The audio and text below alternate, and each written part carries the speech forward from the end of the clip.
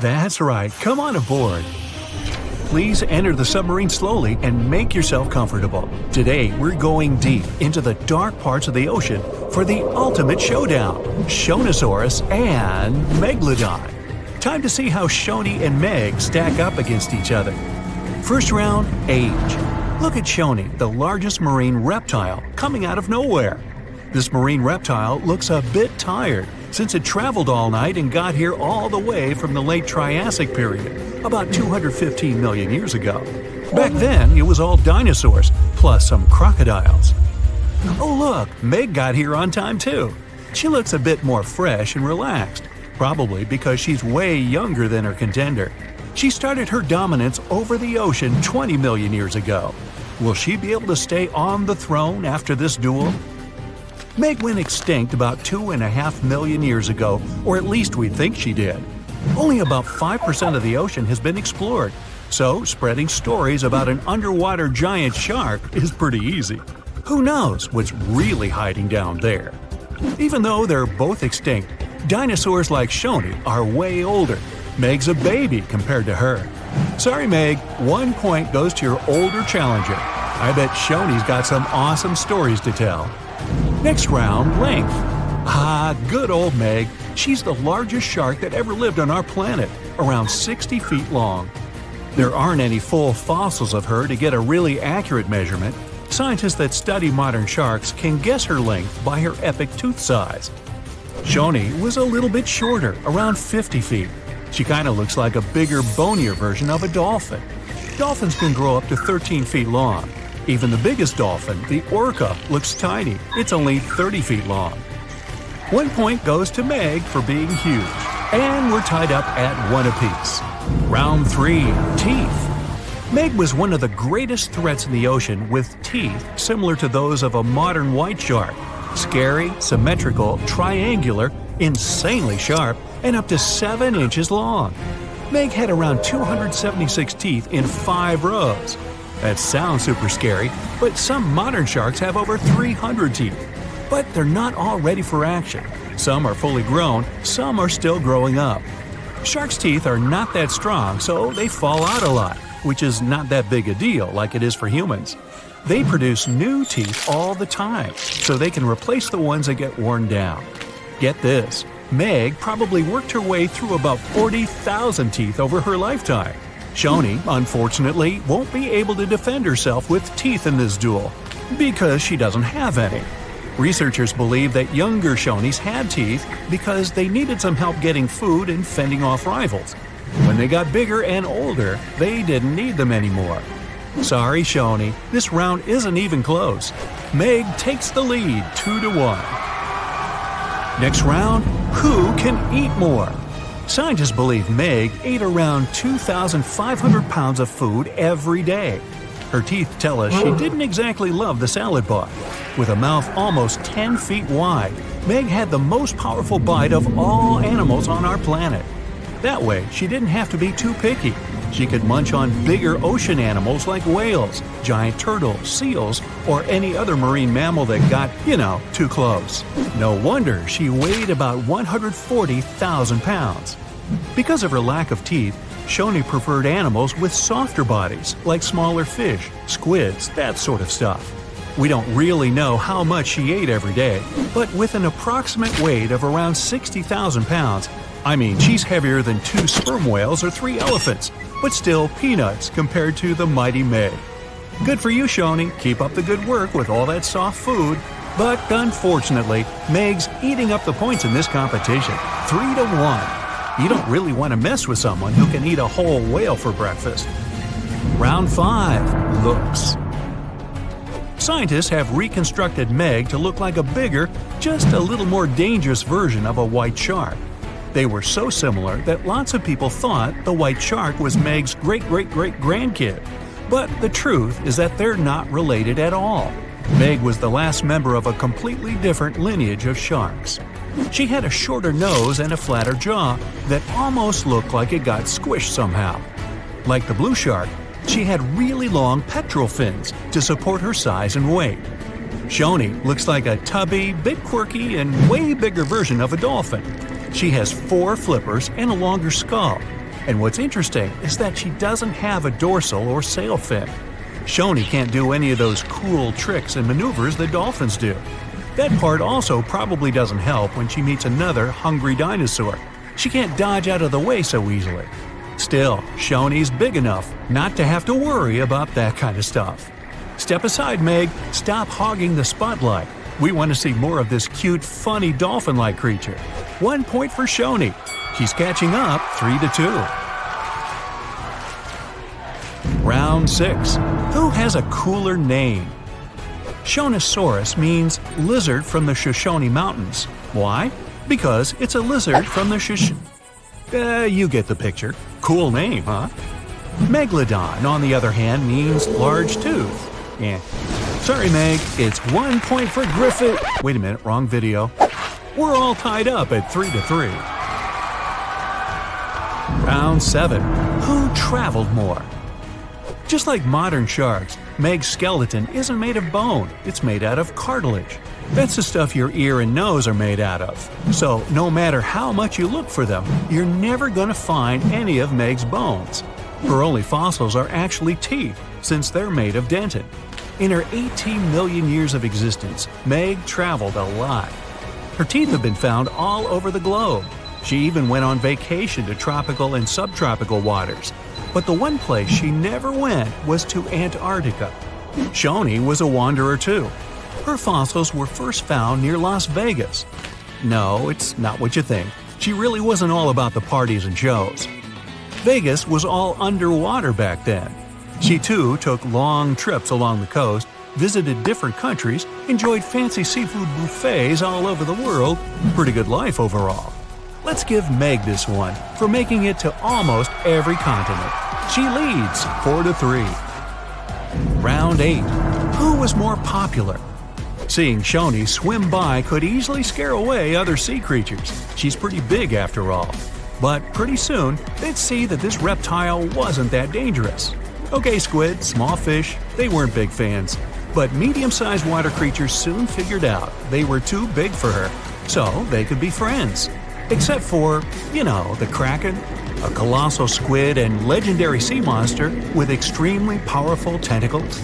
The story goes that the Kraken had something to do with the disappearance of some members of Shoni's family. So let's just say they're not exactly BFFs. Meg, introvert, loner. She comes to the party and stays in the corner, not talking to anyone.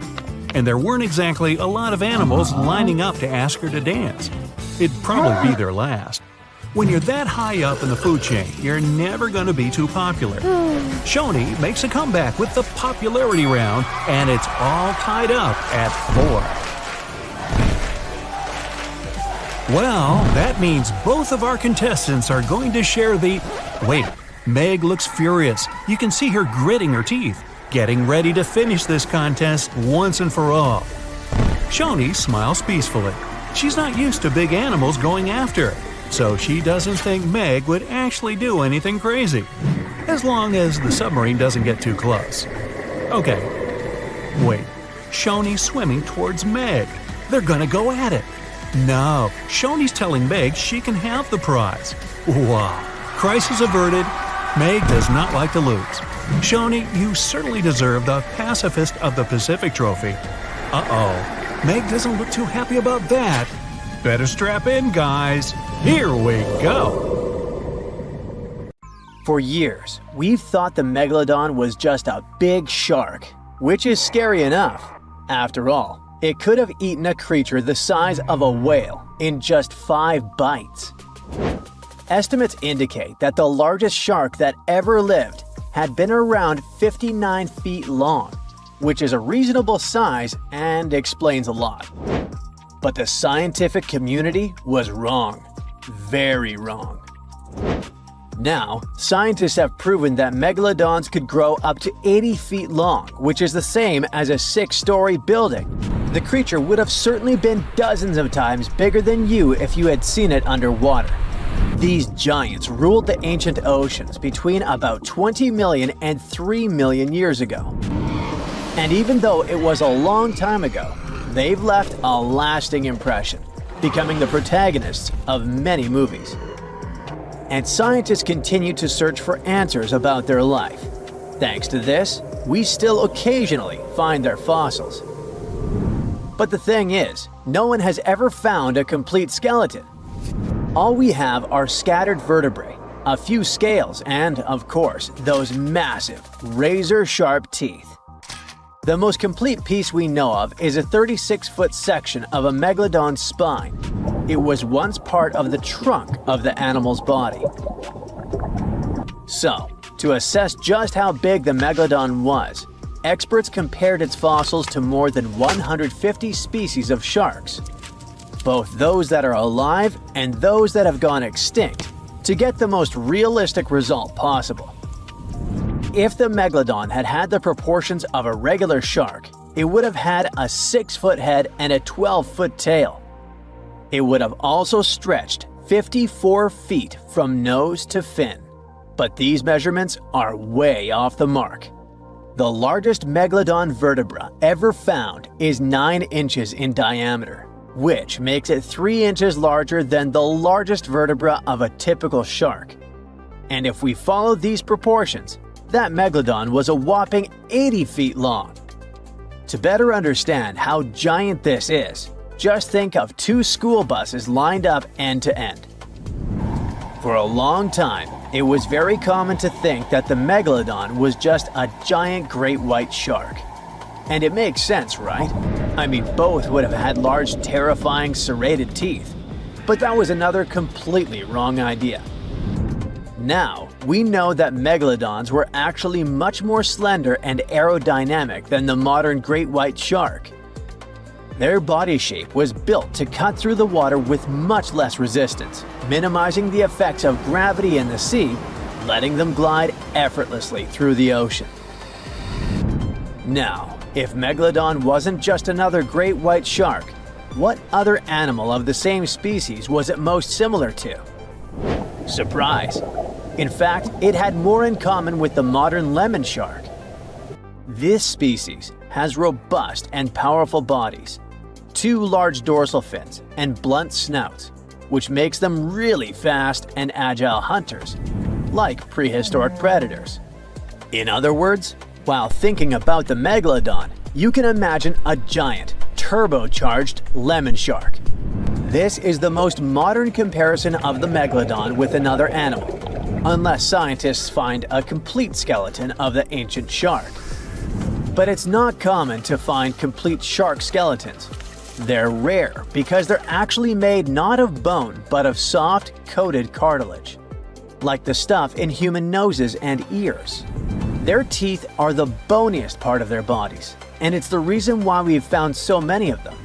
Yet, a complete skeleton is like scattered puzzle pieces to us.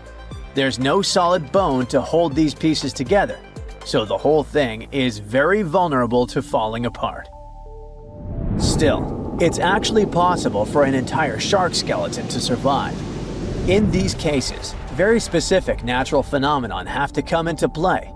The skeleton needs to get buried super fast in mud or sediment, free of any kind of scavengers and away from ocean currents.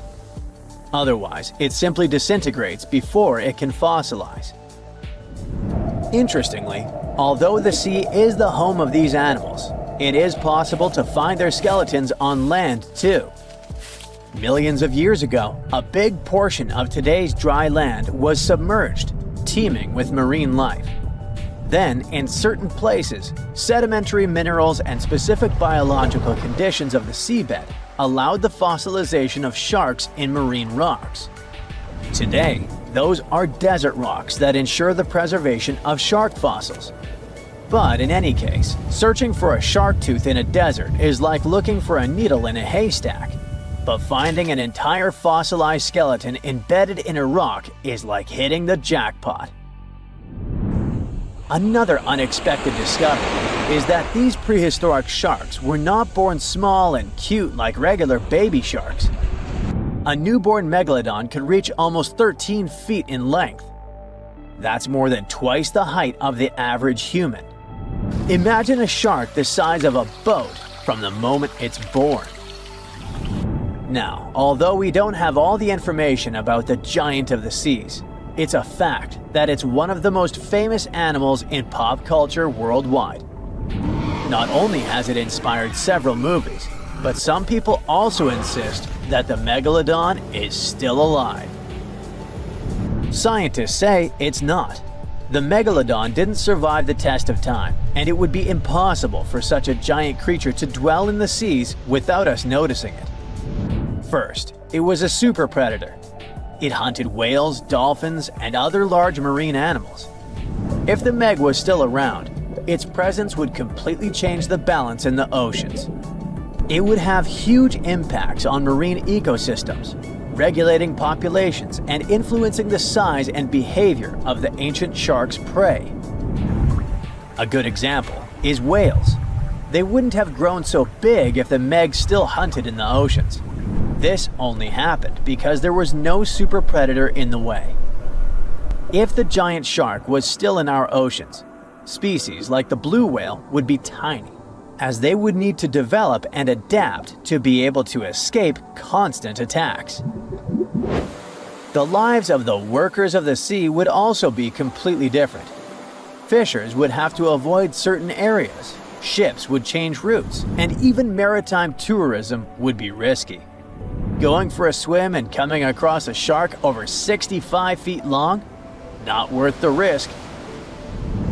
Plus, if the Megalodon was still out there, we would have some proof.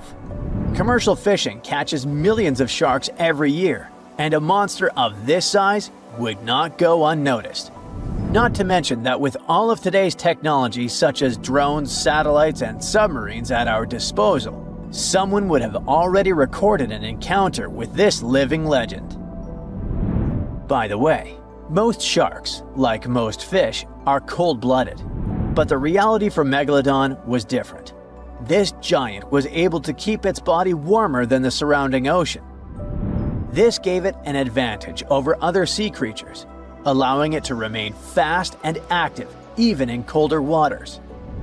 It was a survival advantage that other animals of its kind did not acquire during their evolution. One of the most famous theories is that the Meg lives in the Mariana Trench, but scientists are sure that it doesn't make any sense. This region is poor in food and has many tiny creatures, which would not be nearly enough to sustain a large predator. In addition, there's a lot of research studying countless sharks that live in the ocean depths, and none of them come close to the size of the Megalodon. So, does the Megalodon still exist? Definitely not, but that doesn't mean it isn't any less mysterious and fascinating. So imagine stumbling upon a creature so huge it could dwarf even the largest known marine animals today. Scientists discovered the fossils of this beast on England's coast and believe it once ruled the waves. The new species was named Ichthyotitan severnensis, but thankfully for me, scientists nicknamed it the Little Stock Monster. Its estimated lengths range from 72 to 85 feet long, almost as big as a blue whale. Megalodon can't even compare to this. It was only about 60 feet long. And what's crazy is that this fossil we found wasn't even an adult, so who knows what their actual size was. The first piece of the Little Stock Monster was discovered in 2016 in the Westbury Formation. Researchers found a 3-foot-long jaw part that belonged to an unknown species. For years, this single fragment had been driving them crazy because they had no idea what that animal was. Then, in 2020, a miracle happened, of sorts. A father with his 11-year-old daughter found the second piece of fossil on a beach. This discovery led to more findings.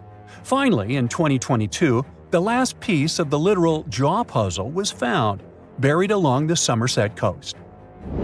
This Leviathan belonged to the Shastasaurid family. Both the Little Stock Monster and other Shastasaurids had one ancestor, so all the species in this family are super similar to each other. For example, all of them were the largest marine reptiles ever to exist. Although our Little Stock Monster is much larger, most Shastasaurids could grow up to only 69 feet long, and it's possible that the Little Stock Monster, when fully grown, would reach up to 100 feet or even more. Both of their bodies were just perfect for cruising the ancient seas. These marine titans were elegant and slender, with an elongated snout. Other marine animals at the time were smaller and looked more like dolphins. Shastosaurids had long paddle-like limbs adapted for efficient swimming. Their skulls show large eye sockets, which means they had excellent vision. If you were in the ocean, no matter what time it was or where you were hiding, they could spot you. They were also incredibly fast and could dive to great depths. Of course, all these things made them the most terrifying predators. They ate pretty much everything, including fish and squid, and you if you were there. They probably captured their prey like whales, opened their huge mouths, and literally sucked the fish in. What made the Lilstock monster especially scary is that it wins in the jaw competition. For other Shastosaurids, their jaws were a bit weaker, so they hunted smaller fish, kind of like today's orcas. They required vast amounts of food. This shows us that the Earth's Triassic oceans had rich, productive food webs. But the Lilstock monster has this unique feature. It could open its jaw almost 90 degrees upwards. It also had tons of powerful muscles around. Its jaws were horrifyingly strong. So while others were hunting some squids, the Lilstock monster probably hunted large fish and even other marine reptiles. Fossils of Shastosaurids have been found everywhere in the world, from North America to Asia. This means that these creatures dominated and terrorized the oceans for millions of years, although even they weren't completely safe from scavengers. And that's exactly why we struggle to find these fossils now. Scavengers didn't leave any remnants of them. So, while we have some fossils of this marine family, they mostly remain a mystery for us. They lived in the oceans about 200 million years ago, in the late Triassic period. The Earth looked completely different back then. All continents were united in one Pangaea, a huge landmass. Some parts of this supercontinent were covered with lush conifer forests, while others were dry deserts and open prairies. It was before the famous Jurassic period, but there were already first pterosaurs and amphibians. It seems like those monsters were crazy resilient. The Triassic period was super unstable, but they survived through many changes in the environment. Well, until the last one. The Triassic extinction came out of nowhere. It was one of the Earth's big 5 extinction events. It wiped out almost all species on the planet, including these Leviathans. It's still not clear what happened exactly, but it looks like there was a huge tectonic activity. Volcanoes in the oceans were going crazy back then. These massive volcanic eruptions have probably altered the climate and ocean chemistry, leading to the extinction of many species. Scientists have a theory that it might have happened because there was a rain of comets flying to our planet from the Oort cloud. This likely happens about every 200 million years or so. I wasn't around then, so I'm just guessing here. In any case, after the extinction, the Earth took some time to recover. Then it entered the famous Jurassic period. More terrifying sea monsters were on the way. One of them left us a colossal skull. This fossil is 150 million years old, and it also belonged to a sea beast from Jurassic times. They called it the Sea Rex. The name is very fitting. This monster could have broken a car in half with one bite. It was also discovered accidentally. A fossil enthusiast was walking along the Jurassic coast. This place is famous for having tons of ancient fossils, all because of the erosion and stormy weather. Typically, people find small spiral fossils here. However, this time, he discovered a giant sea monster fossil.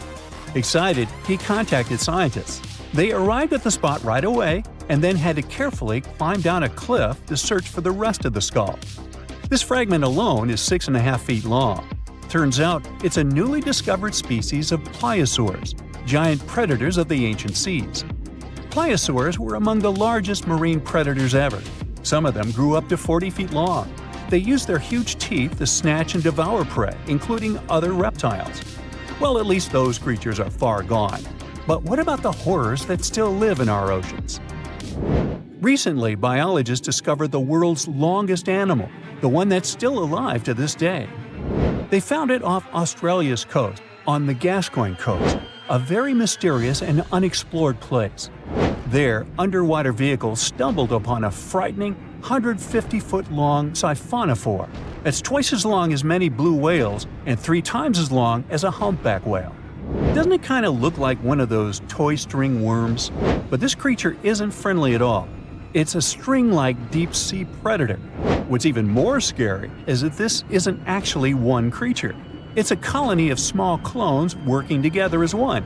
Basically, collective consciousness. Ooh, Borg. Together, they stretch out like a single long string in the water. This creature might be the longest siphonophore ever found, and it was discovered at a depth of around 2,000 feet. Siphonophores, similar to jellyfish, capture their prey by dangling stinging tentacles in the water. When their tentacles touch small crustaceans and fish, they get paralyzed, and then they're reeled up to the colony's body. Expeditions to Western Australia's underwater canyons were definitely worth it. Together with that siphonophore, scientists have discovered up to 30 potential new marine species. Among them were a new octopus or squid, a long-tailed sea cucumber, glass sponges, and giant hyroids, colonies of animals resembling upside-down jellyfish. None of them have been seen before in Australia, but most of them weren't as scary as the one that was recently discovered in the Gulf of Mexico. This creature is straight out of a sci-fi thriller, a 26-foot-long manga pinna squid or bigfin squid. It was discovered near an offshore oil rig at a depth of more than 7,800 feet. It has incredibly long elastic tentacles, which can be 15 to 20 times longer than its body. It holds them at right angles to its body, making it look even creepier, almost as if it has elbows. And yes, it's another deep-sea predator. These 10 tentacles probably help the squid trap their prey and drag it onto the seafloor. We barely know anything about this extraterrestrial-looking creature because they're very hard to find and study. And if you think their tentacles are awful, just check out these creatures with 20 arms. This thing looks like a facehugger. This new species is lurking in the frozen depths of Antarctica. Experts were searching for cryptic sea animals known as Promachocrinis, or Antarctic feather stars. They're kind of similar to starfish and sea cucumbers, but have an otherworldly appearance and can live up to 6,500 feet below the surface. It's called the Antarctic strawberry feather star. Despite its pretty name, its appearance is anything but cute. It has a bizarre strawberry-like body from which 20 spindly arms branch off. Its coloring ranges from purple to dark reddish, and the arms all have different lengths and thickness. Ooh. Who knows how many more of such scary creatures we'll discover in the future. It's a perfect summer day. You're relaxing on the beach, dipping your toes into the cool water, when suddenly, bam! A 56-foot aquatic nightmare rockets from the waves. It's the size of 2 London double-decker buses, sporting about 60 razor-sharp teeth, including bonus chompers on the roof of its mouth, because why not? This aquatic beast isn't picky about its diet either. Sharks? Turtles? Other sea monsters? Yep, they're all on the menu. Meet the mosasaur, a group of marine reptiles that ruled the oceans millions of years ago. If you've seen Jurassic World, you'll recognize them as the stars of that epic moment when a massive creature leaps out of the water to snatch a great white shark like it's sushi. That's a mosasaurus, and it's every bit as terrifying as it sounds. Recently, scientists stumbled upon a fossil of one of those marine monsters in, of all places, Mississippi. Yes, Mississippi, the land of magnolias and catfish. Turns out it's also home to ancient sea dragons. This discovery was a happy accident. A team of geologists was mapping the terrain in east-central Mississippi when they noticed something strange poking out of the ground. It wasn't a rock or a seashell. It was a vertebra, and a massive one. In fact, it was so large it barely fit in the hand of the scientist who found it. The fossil likely belonged to the largest known species of mosasaur, the Mosasaurus hoffmanni. Now, the biggest mosasaur ever found clocked in at a staggering 56 feet long. This new specimen hit a solid 30 feet at least, and while it might not break the world record, it certainly makes the crown for the biggest mosasaur ever discovered in Mississippi. Fun fact, that's still longer than the average RV, and with way worse gas mileage. To be fair, the Mississippi Museum of Natural Science already had a couple of mosasaur fossils in its collection. But this newcomer might just steal the spotlight. And this isn't an isolated incident. In 2015, paleontologists unearthed the skull of a 24-foot-long mosasaur in North Dakota. Years later, a private fossil hunter, yes, that's a thing, found an equally huge mosasaur in Texas. Well, its jaw at least. These sea monsters, also known as sea dragons, by the way, actually have one of the wildest origin stories in paleontology. The very first skull was found way back in 1764 in a chalk quarry in the Netherlands. And at the time, scientists thought it was a whale.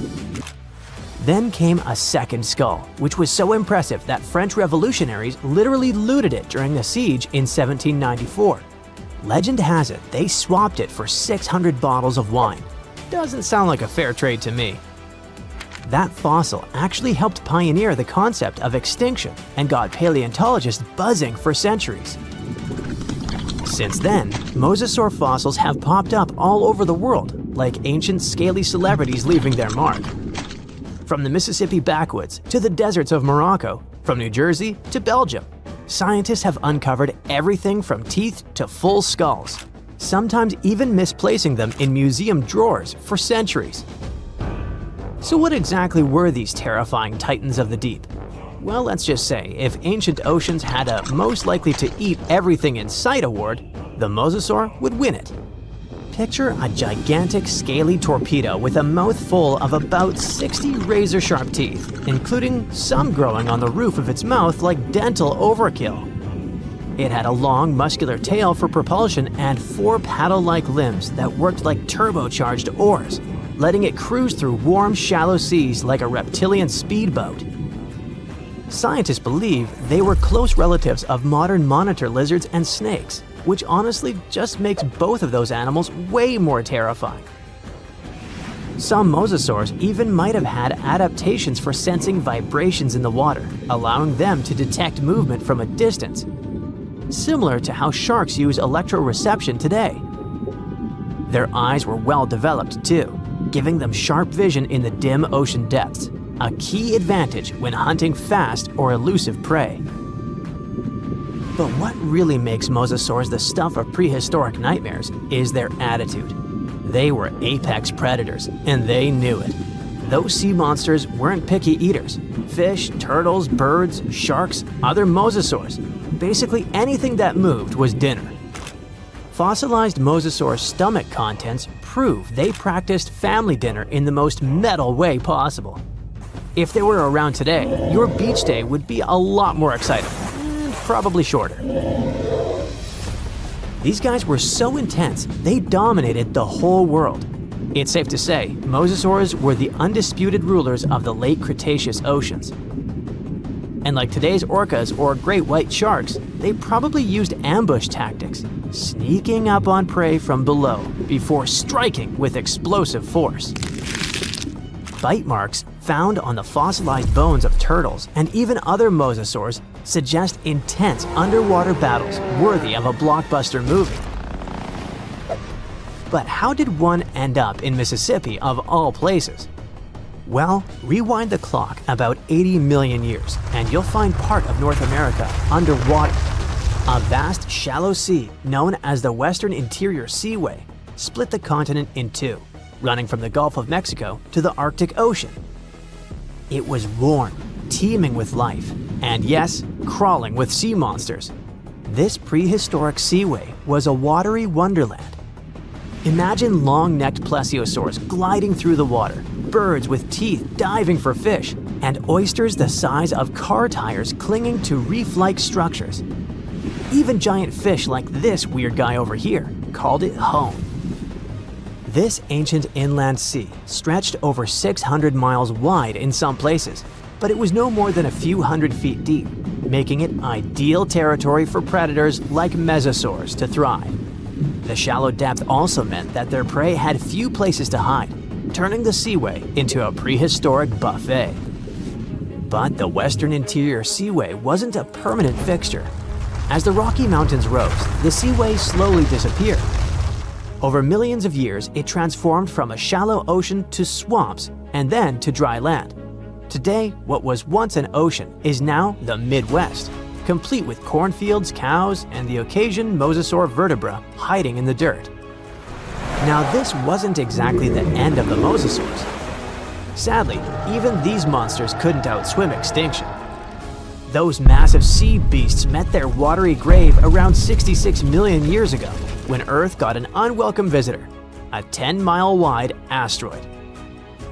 When that space rock slammed into what is now Mexico's Yucatan Peninsula, it unleashed destruction on a planetary scale. The impact triggered massive tsunamis, set forests ablaze, and shot so much debris into the atmosphere that sunlight was blocked out for months, maybe even years. This impact winter plunged Earth into a deep freeze. With sunlight gone, plants couldn't photosynthesize, and the food chain collapsed like a house of cards. On land, plant eaters starved, and predators like T-Rex soon followed. About 75% of all species on Earth disappeared. But don't think the oceans were a safe retreat.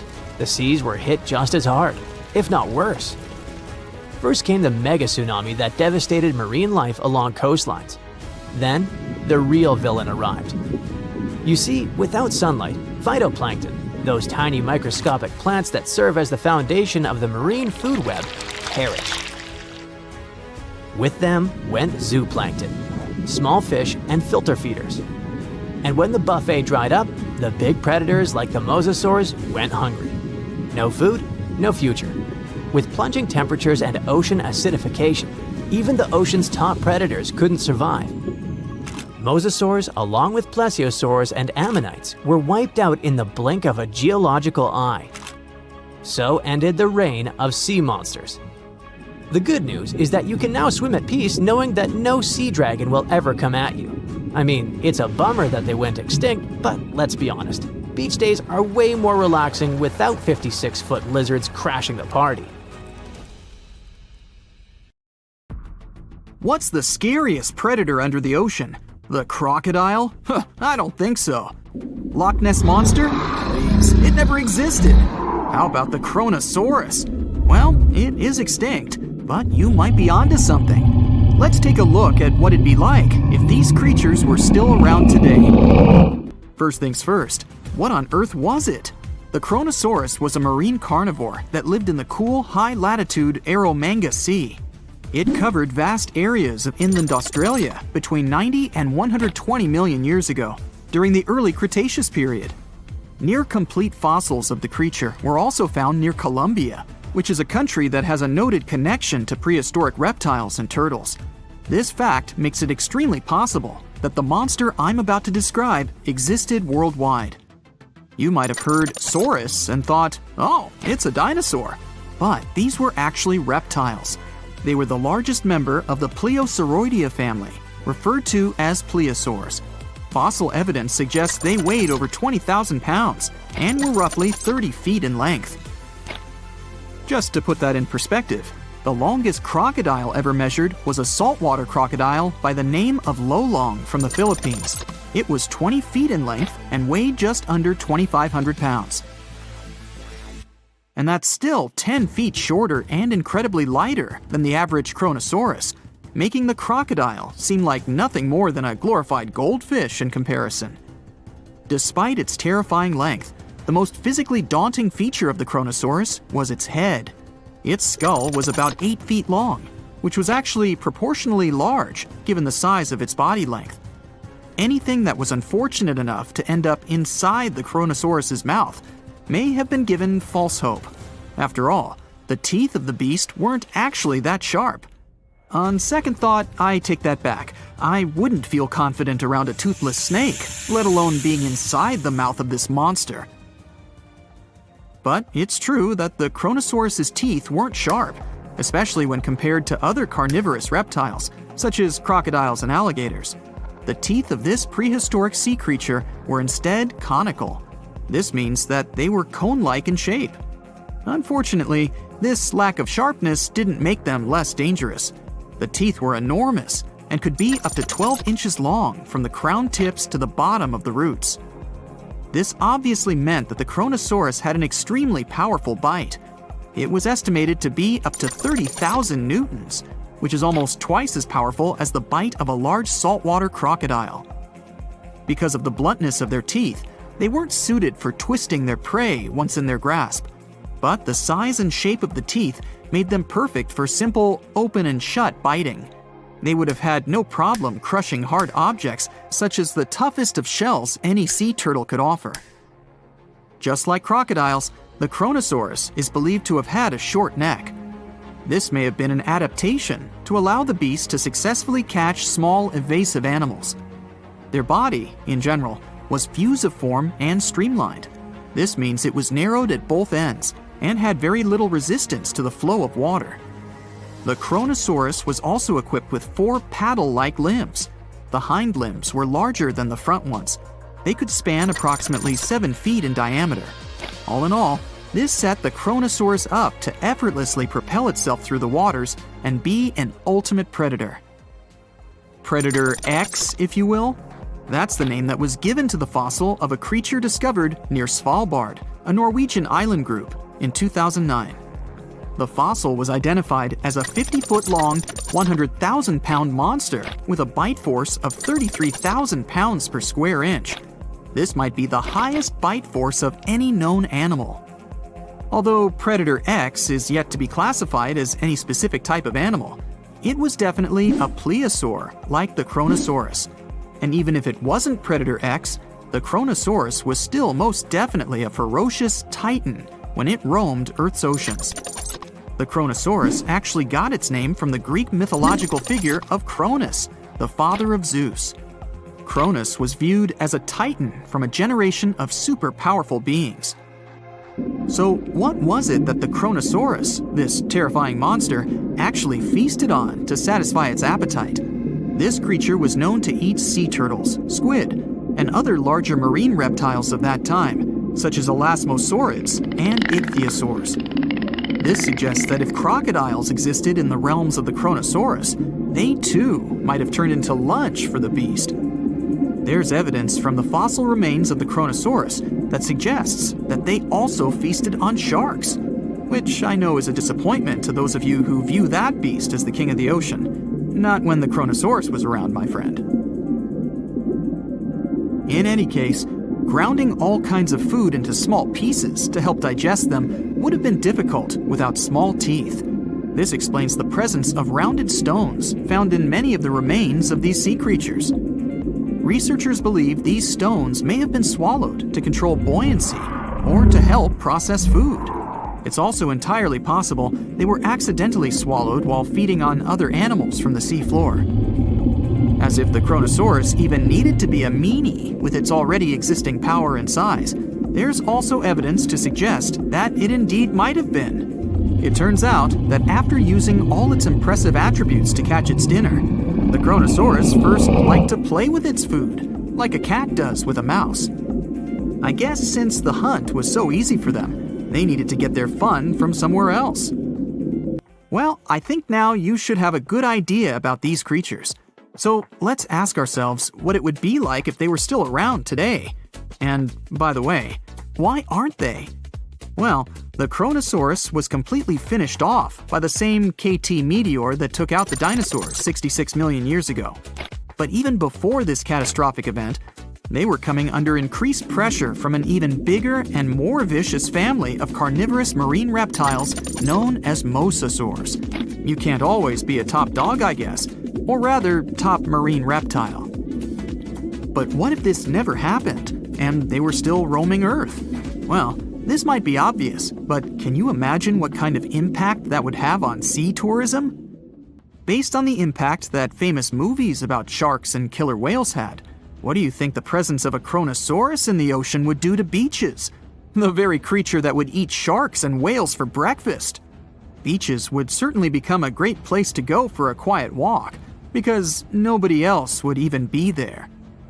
And what about such activities as boating, surfing, and scuba diving? You think anyone would dare try them, knowing that this 30-foot beast could be lurking beneath them? Let's give humans some credit and assume most of them wouldn't. This would cripple the global sea tourism industry, which is responsible for earning roughly $143 billion every year. Just to make sure this shocking point hits home, the most expensive yacht to ever roam the ocean was called the History Supreme. Its master bedroom was believed to have a statue made of T-Rex's bone and a wall made of meteorite rocks, as well as a 24-karat gold panoramic wall aquarium. Anyway, this yacht was worth nearly $5 billion, meaning you could buy 38 of them with the money lost in potential damages to sea tourism caused by the Chronosaurus. I'm sure that the yacht's owner was happy the beast never made an appearance in their luxurious aquarium. So luxurious, in fact, that some people believe the History Supreme, reportedly owned by some business genius from Malaysia, never even existed. Rumor has it that it was simply an elaborate hoax fabricated by the supposed designer. Anyway, I don't think the trouble would just stop there. People could actually be in serious danger, regardless of being near the ocean or not. No, I'm not about to tell you that this thing would grow legs, adapt to living on land, and start picking us off one by one. At least, I hope not. I'm just going to point out the damage that the Chronosaurus would inflict through its devastating impact on sea trade. In America, ocean transit accounts for 76% of national trade. On top of this, more than 100 vital pharmaceutical products originate in the sea. I'll also state the obvious and point out that the ocean is a huge food source for us humans. The presence of the Chronosaurus could have a great impact on our relationship with the ocean, something we usually take for granted. The deeper you go, the creepier they get. You're about to travel to the darkest ocean depths and check whether this claim is true. Are the creatures living there as scary as people think? You go 120 feet down underwater. Pay close attention to the bottom under your flippers. Oh my, what's that terrifying face half hidden in the sand? That's the northern stargazer. You can meet this fish in the eastern United States. It buries itself in the sand until unsuspecting prey gets near. Then, the nightmarish creature electrically shocks the poor animal and dines on it. You are moving deeper to 240 feet under the surface. That's where you spot a colorful, puffy creature, no more than 1 foot long. It's the sarcastic fringehead. At first, the fish seems to be harmless. Only unless it's provoked. When this animal is agitated, it opens its huge mouth to fend off predators. This defense tactic is a sight to behold, both surprising and frightening. Luckily, the fish is no threat to people whatsoever. The creature you see next can comfortably live in shallow waters, but you meet it at a depth of 900 feet. You don't even need to wonder why the animal's called the Game of Thrones brittle star. Unlike starfish that slowly crawl across the seabed, this creature moves fast. It wriggles its long, flexible arms to get from point A to point B. Its body is protected by a hard calcium carbonate shell. Also called snake stars, these creatures are tiny and easily fit in nooks, cracks, and small crevices in rocks. At a much greater depth of 2,000 feet, you come across the giant squid. For a long time, it was thought to be a creature from legends rather than a real animal. The giant squid was first caught on camera in 2001, and it's exactly as big as its name implies. The creature's eyeballs are the size of soccer balls, and the squid itself can weigh up to 600 pounds. Almost 3,000 feet below the surface, you get spooked by another creepy-looking animal. It's somewhat red and rather small, no longer than 1 foot long. As you approach the creature, it looks rather docile, or maybe just indifferent. The vampire squid, that's the animal's name, looks like an umbrella with tentacles. It doesn't even produce ink, so you leave it alone. Soon after that, at a depth of 3,200 feet, you meet the cookie cutter shark. This creature is a parasite. It attaches itself to big fishes, dolphins, whales, and sometimes even people. Then, using its neatly arranged serrated teeth, it gouges out cookie-sized pieces of meat. This nasty glowing animal doesn't grow larger than 20 inches and lives in the ocean twilight zone. At a depth of 3,300 feet, the light becomes a rare and valuable thing. The animals living that far away from the surface have to evolve unusual features to survive. That's how the barrel-eye fish ended up with a transparent head and 2 super-sensitive barrel-shaped eyes. Right now, pretty much like always, They're pointed upward, allowing the fish to see potential prey and you. Almost 4,000 feet below the surface, you see something droopy and saggy. The blobfish doesn't have a skeleton or any muscle. Its jelly-like flesh lets the creature survive incredible water pressure. Despite its appearance, the blobfish is an ambush predator. It usually lies very still on the bottom, waiting for unsuspecting prey to swim by. You go a bit deeper and spot a creature that looks particularly ghastly. The goblin shark senses prey with its snout. The creature's terrifying jaws are attached to elastic ligaments. When some animal comes too close, the shark catapults its mouth forward to catch it. If your mouth could do the same, you would be able to eat things dangling 7 inches away from your face. Even deeper than that, at 5,000 feet, you notice another member of the shark family. The frilled shark looks like an overgrown eel, but its gills are lined with red fringe at the edges, hence the name. The creature's horrifying mouth has 25 rows of razor-sharp backward-facing teeth, 300 in total. The shark prefers to hover in the water, waiting for its prey to come closer. Then, it charges at it like a snake. Suddenly, you see something glow brightly like an electric bulb. But after coming closer, you recoil in horror. The creature looks like an upgraded eel equipped with oversized teeth. That's the deep-sea dragonfish that can live at a depth of 6,000 feet. Chemical processes going on inside the fish's body produce an eerie red glow. This glow is used to communicate with other fish. At the same depth, you meet another deep-sea inhabitant. Its most prominent feature is its huge mouth. Thanks to it, the gulper eel can swallow its prey whole. Its stomach can expand to a terrifying size when it needs to fit something large. At a depth of 6,600 feet, you come across an angry-looking creature with a fishing rod over its head. It's the deep-sea anglerfish. The animal has an unusual dorsal spine, even though it's worn only by females. It protrudes above their mouth and has a lure on its tip, some luminous flesh that baits prey. The anglerfish has such a big mouth and its body is so pliable that it can swallow animals twice its own size. You're 7,000 feet down when you see another fish that's glowing in the dark. The black dragonfish is a sly creature. It has its light-producing organs arranged along its belly. The spooky creature also has gleaming flashlights next to its eyes. They help the animal find prey and attract potential mates. At the same depth, you also spot an enormous pillbug. But unlike the critter you can find in your garden, this one is at least 20 inches long. That's the giant isopod, and it is, indeed, related to the roly-poly, as well as crabs and shrimps. These creatures may look somewhat scary, but they're harmless. They feast on other deep-sea animals only after those have passed away. At a depth of 13,000 feet, you notice the ocean floor has become a bit fluffy. That's because it's covered with zombie worms.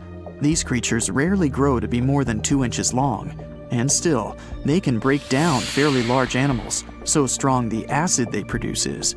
The worms' feathery appearance makes them look like plants, but the truth is, these creatures munch on rock-hard bones of the world's largest animals, such as whales. The grid-eye fish almost scares you out of your mind soon after that. This creature has a pair of large greenish oval plates on the top of its head and no eyes whatsoever. Experts believe that these bony membranes detect light coming from predators, saving the fish's life. You're now 3 miles down below the surface, and that's where you spot something bizarre on the bottom. It's definitely a fish, but it's standing on the ocean floor on 3 long, rigid legs. Ah, it's the tripod fish. Curious rather than scary. This creature has adapted to the almost complete darkness by giving up on its vision. It has to rely on vibration and touch to sense prey. And then, the fish uses its fins as hands to transport food directly into its mouth. You don't have time to go any deeper before you spot the faceless fish. This slightly off-putting creature has no eyes, and its mouth, smiling a Mona Lisa smile, is underneath its body. For the first time, the faceless cusk, which is the creature's official name, was seen more than a century ago. The next time it happened was only in 2017. Once you've reached a depth of 6 miles below the surface, you see deep-sea cucumbers. These bizarre creatures are much bigger than their shallow water relatives. They spend most of their time on the sea floor. But if they need to escape predators, they are able to swim away. Deep-sea cucumbers have bright purplish coloring, tiny feet, and tentacles that surround their mouths. Cute. The question is, why do these deep-sea creatures look so scary? Life is very different there, at the bottom. Tremendous water pressure, a lack of food, and constant darkness. You have to adapt to survive in such extreme conditions. Now, we as human beings have faced all sorts of challenges: ice ages, tough diseases, squabbles over real estate, and so on. But let's try to go way back to 400 million years ago, to the times when our oceans were ruled by sea creatures and the lands barely had any animals on them. Do you think you'd be able to survive there? We're talking about the Devonian period. It started around 400 million years ago and lasted really long, about 60 million years. It's named after Devon, England, where scientists first studied rocks from this time. The world was quite different then. Our planet featured 3 continents: a gigantic supercontinent, Gondwana, down south, a smaller one called Siberia up north, and another medium-sized one called Laurasia to the east. These landmasses were moving around and crashing into each other, making big mountains. Now, imagine if your time machine broke down and you ended up in this ancient world. You're now in a world where the land is pretty much a barren wasteland. You are surrounded by basic plants like mosses and ferns. This is the early Devonian period. There were no trees yet, but moss was everywhere. And wow, that's a lot of water. Around 85% of the Earth was covered by oceans during the Devonian, so you see many warm, shallow, oxygen-depleted lakes around you. The first thing you notice is that breathing seems a little harder. Well, don't panic. It's all because of lower oxygen levels, around 19%. It's still enough to ignite fire, and trust me, you'll need one, but prepare to feel a bit dizzy. Luckily, there are no huge predators to run away from, but you'll probably have to do a lot of swimming. Alright, at least the weather seems pretty nice, warm and steady. If you keep traveling, you'll notice that the land seems almost limitless. That's because we're on Gondwana, the biggest supercontinent of them all. Since the tectonic plates don't move around much, there are barely any mountains around, and the Earth actually feels flat. Well, not totally flat. Gondwana boasted a gigantic mountain range, akin to the Himalayas.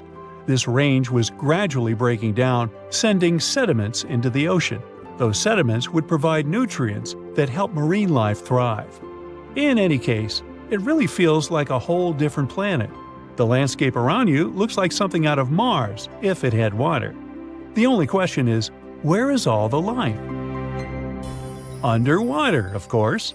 There's a reason why Devonian is called the Age of Fishes. Now, to be fair, it wasn't all fish. The conditions were perfect for certain early marine life to develop important things, like lungs. Some even gained the ability to crawl out of the water and onto land for short periods. So, if you spot a tiny lizard-like creature around the coast, don't step on it. It's your great-great-great-great-grandparent. Well, it's not like you'd be able to really step on it. Remember the guy from the evolution meme with a funny crocodile-like head? His name is Tiktaalik. As you can guess, it was one of the first creatures linking fish to land. And although it might look friendly, it actually has a 9-foot-long body and very sharp teeth. And yes, it can crawl. So if you notice a huge lizard, better find a hiding spot. You'll start seeing more of those Tiktaaliks and four-legged animals in general by the Middle Devonian. But let's risk our lives for a moment and dive underwater. What do we have here? Welcome to Subnautica, Earth Virgin. While the land looks very primitive, marine life is incredibly diverse. We have corals, sponge-like creatures, sea lilies, shellfish that resemble clams, and more. The oceans are filled with various critters that look fascinating and potentially dangerous. Here are some tough armored placoderms, and yes, all of them are bigger than you. These formidable fish had powerful jaws with blade-like plates as teeth. They started as tiny guys who munched on mollusks, but as time went on, some turned into massive fish-slicing monsters, reaching up to 33 feet in length. The biggest of them was Heterosteus with their scary-looking eyes. This other guy, whose name Titanichthys, with its mouth always ready to swallow you. And the largest one, Dunkleosteus. Oh, those are $5 names, huh? And here are some smaller guys. These are the shark ancestors, the cartilaginous fish. They had small, rough scales, fixed fins, and sharp, replaceable teeth. And finally, there are tiny ancestors of our normal modern sea creatures, bony fish. They're nice and pretty harmless. They were covered in scales and equipped with maneuverable fins. You know what? I think you can cook this one. So the question is, how do you cook it? There are no trees for fuel around, not until the Middle Devonian at least. So you'd have to scrounge up some super dry moss and get to work rubbing rocks together. Fortunately, the warmth of the climate would save you from freezing at night. But since there's not much stuff to burn, you might be better off sticking to a raw diet of mollusks and other early arthropods. In this world of basic plant life on land and a huge ocean around, getting food and resources would be quite tough for you. Perhaps you could stick to fishing or collecting stuff from the sea. Overall, you'd have to be really clever to live off the small amount of plant life and maybe learn a thing or two from the sea creatures about navigating the oceans. In any case, you'd have to start from scratch. Surviving in the Devonian would be quite a challenge. Our bodies aren't built for living underwater or thriving in an environment dominated by early marine life. You need some shelter. Maybe you could try to build a basic house along the shores using dirt and moss, probably. You just need to create tools and shelters using whatever resources you can find. So, get creative. Also, get used to living without clothes, unless you make up a way to create a dress out of moss, seashells, and fish bones, all Little Mermaid style. Alright, to make it more fair for you, let's say you ended up closer to the late Devonian period. Hey, now things are looking up. At the end of that era, the first forest started covering our Earth. Now we had plants with spores, leaves and roots, and even the first plants with seeds. The land is slowly getting some life. Hooray to normal breathing again! We've got some little bugs, 4- and 6-legged critters. The first land vertebrates, early tetrapods, started showing up. They're pretty cool. Very early ancestors of mammals and eventually us humans. But hold on, Houston, we've got a problem. As plants started taking over the land and breaking the rocks with roots, they released tons of nutrients in the water and caused a chain reaction. The sea got filled with algae, greedy bacteria thrived, and since there was almost no oxygen in the waters, around 70 to 80% of the species vanished. Whoops. But hey, good news for you! Less oxygen-hungry predators in the water. However, now you have to watch out for your new land neighbors. Most of them aren't harmful, but it's better to watch out. But still, with more trees and plants around, you could make useful tools like spears, fishing hooks, and rope. During the end of the Devonian, you might even build yourself a tree house. Picture that, in a world with the first tree ever, reaching 90 feet tall with a super wide trunk. So, it seems like you'd be able to survive without much trouble. You might even turn into a vegetarian with all these plant options. And hey, no more itchy clothes. You could fashion something much more comfortable. And remember that dinosaurs are on their way. Until then, enjoy your time. The Loch Ness Monster is actually not from Scotland. Turns out, this real-life creature lived in the freezing waters of Antarctica about 70 million years ago. In 2019, researchers discovered fossils of a huge, prehistoric marine reptile that looked a lot like what people described as Nessie. This beast was terrifying, measuring up to 36 feet long with a massive giraffe-like neck. It also weighed around 15 tons, which is about the size of 3 elephants. Next up on our list of huge animals is a penguin. I know penguins aren't exactly what you'd call big, but scientists have just found what they think might be the biggest penguin ever, the Kumimamu fordici. It's believed that these giant birds were hanging around New Zealand about 55 million years ago, and they were huge, weighing over 330 pounds. That's about 5 times the size of the emperor penguins, which are considered the largest penguins alive today. Now, let's move on from massive creatures to something much smaller. Meet B. manfredschmidti, a great ape that lived around 12 million years ago in what is now Germany. This creature is very special, as it's the tiniest great ape ever discovered. And when I say tiny, I really mean it. These ancient animals only weighed about 22 pounds. They were basically no bigger than a super chunky cat. If you think small creatures aren't scary, wait until you meet the electric blue tarantula. This newly discovered species from Thailand's mangroves has an almost otherworldly electric blue color. Its vibrant hue doesn't come from pigment, it is actually caused by the unique structure of its hair, which reflects blue light, making it look like an extraterrestrial being. We're going even further now, diving into the freezing pitch-black depths. At around 2,000 feet deep in the Andaman Sea, scientists found a new species of ghost shark, which they named Chimera supape. Their appearance is straight out of a horror movie. They have sleek, pale bodies, frills that look like feathers, and large, creepy eyes. These ghost sharks aren't actually sharks, but they are related, having diverged from their cousins about 400 million years ago. The good news is they're not too scary since they're only a bit bigger than a shoebox. Just when you think we can't find stranger creatures, we come across this ancient amphibian from Brazil. Scientifically known as K. rosei. This newly discovered giant crocodile-like creature lived during the Triassic period, over 240 million years ago. At nearly 10 feet long, it had a powerful jaw, resembling the modern-day alligator. This beast was definitely a survivor since it adapted to the most severe conditions ever seen on the planet. Last year, scientists were tracking the dense Amazon rainforest at night when they found some quirky orange spiders that looked like they were wearing black boots. The team soon discovered it was a new type of giant crab spider. And no, they don't look like crabs at all. They only got their name because, while perched on plants, these spiders spread their legs out to the sides, just like crabs. Do you know that some new species are named after celebrities?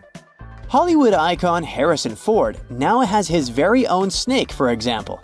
Discovered in Peru, T. Harrison Fordy honors the actor famous for his role as Indiana Jones, an archaeologist with a notorious fear of snakes. Unlike the film's menacing serpents, this new snake species is quite modest in size, measuring about 16 inches long. We also have the Rampholion princei, a small new species of pygmy chameleon from Tanzania that was named after US rapper and poet Prince Iya. He received this honor because of his work raising awareness about global environmental issues. Another celebrity namesake is DiCaprio's snail-eating snake, which hangs out in the shrubs of Panama's forests. This S. irmelindi caprioi is about 15 inches long and spends its nights on palm fronds looking for snails and slugs. Its round eyes look like glowing coals that can be a bit scary, but overall, the creature is super chill. Even when it feels threatened, it doesn't bite. It just coils up around its head and gives off a really bad smell. Now something a bit more sinister. Meet Venomius tomhardii. Does that name ring a bell? Exactly. This new species of spider was named after Tom Hardy's portrayal of the infamous Marvel character Venom. And all because the black spots on the spider's abdomen reminded researchers of the famous anti-hero. Most spiders of this species were found in Australia at night, sitting in their elaborate webs in forested areas near the coast. When disturbed, these creepy crawlers often hide in silk-lined hollows in tree branches. We've also got something for the Lord of the Rings fans. In the vast and warm waters of the Amazon River, scientists have just discovered a new species of pacu. This fish is a relative of the terrifying piranha with a plant-based diet and human-like teeth. It was named Myloplus sauron because of a bold vertical black mark on its side, which reminded researchers of the fiery eye symbol of the villain Sauron from Tolkien's epic saga.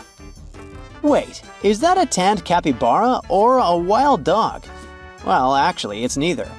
This is a newly discovered dwarf deer. This tiny creature, about the size of a basset hound, scurries through the forests of Peru. The combo of large eyes, stocky body, and short legs makes this animal simply adorable. This cute little deer is the complete opposite of what we've got coming up next. This bizarre-looking creature is what we believe the beast of 5 teeth might have looked like. Its fossils, found in Chilean Patagonia, showed that it lived during the age of dinosaurs, about 72 million years ago. This finding is just another piece of evidence that mammals had been roaming around that part of South America much earlier than we thought. Moving from the forests of South America to the deserts of Australia, we come across a sand dragon lizard, known scientifically as Ctenophorus tayacalpa. With its sandy color and long, lean body, this lizard looks like it could star in a Dune movie. Discovered last year, this sand dragon lizard blends in perfectly with the hot sands of the Great Victoria Desert in southern Australia. For over 10 years, a large-eyed creature managed to hide from scientists who ventured into the mountains of southwestern China. But not this time. In 2023, the group finally managed to take photos of 7 frogs that didn't match any known species. They're now known as Leishan odorous frogs, a species that grows to be about 2 inches long and has small bumps all over their grass-green bodies. Off the coast of Chile, we have recently found a seamount nearly 4 times as high as the Burj Khalifa. Underwater mountains are usually home to beautiful life forms, like sponge gardens and ancient corals. But this Chilean seamount also hid a creature known as the flying spaghetti monster. It's a rare type of squid with long noodle-like tentacles that make it look like an underwater pasta dish. Including its tentacles, this strange creature can be over 130 feet long. Recently, scientists were diving into the cold waters of the Antarctic Peninsula when they thought they had found an ordinary dragonfish swimming by. But there was something unusual about this one. It turned out that this fish had 2 darker vertical stripes along its slender body. That's when they realized they were looking at a new species, the banded dragonfish. From bizarre sea creatures to a cute one. In 2017, locals were diving near Kume Island in Japan when they found the skeleton panda sea squirt. This deep-sea oddity quickly won people over with its look because its black spots actually resemble a panda bear's eyes and ears. At least if you have a good imagination. This unusual creature filters water to catch its food, and is yet another reminder of the ocean's hidden wonders. The giant shark that terrorized the oceans some 20 million years ago. For 13 million years, this 60-ton beast dominated the warm waters of our planet. Though, some believe that the Meg still lives in the most remote and deepest parts of the ocean. It's a hot summer day. It seems only logical to go for a swim in the sea. You're floating on your back, completely relaxed. Your eyes are closed. Your breath is even. Water's pleasantly cool around your body. A light breeze touches your face. You feel calm enough to doze off. Suddenly, something bumps into your leg. Yanked out of your half-slumber, you begin to flail until you're face to face with the invisible danger. Luckily, all you spot is a couple of easily recognizable fins and cute smiley snouts. Phew, just dolphins. Guess you're lucky to meet them in the wild. These amazing creatures are so close, you can touch them. You've heard people say dolphins' skin feels rubbery, but to your mind, it's more like the inner part of a hard-boiled egg. One of the animals is so close to you that its salty smell fills your nostrils. You know, though, that dolphins don't have sweat glands. It means they don't sweat and are pretty much odorless. The smell you sense comes from the water they swim in. The largest and most ferocious predator to ever haunt the oceans, the Megalodon shark dominated the seas for centuries before coming extinct millions of years ago. However, scientists managed to discover very few remnants of the giant shark. Everything we know about the great beast we've learned thanks to fossils of its giant teeth, which are just about the size of the average human hand. A megalodon skeleton has never been discovered. Shark skeletons are made mostly of cartilage. meaning that they decompose quickly. Luckily, sharks continuously shed and regrow teeth throughout their lives. One shark can go through 40,000 teeth in a single lifetime. Scientists have managed to study different types of shark species based on their teeth alone. The Megalodon shark had around 276 teeth. When they fell out, those teeth landed in the seabed where they stayed for millions of years, fossilizing. Scientists found those teeth, and they're the only real record we have of the Megalodon's existence. Megalodon teeth have been discovered all over the world. It means that unlike other marine animals of its time, the Megalodon was intercontinental. Even today, most sharks and marine animals tend to stick to one sea or ocean. The Megalodon shark swam freely around the world, moving between tropical and subtropical waters. Megalodon teeth have been found in every continent apart from the freezing cold waters of Antarctica.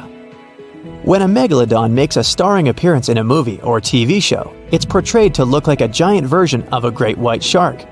Scientists previously believed that the Megalodon and the great white shark both descended from one common ancestor. Still, it's not true.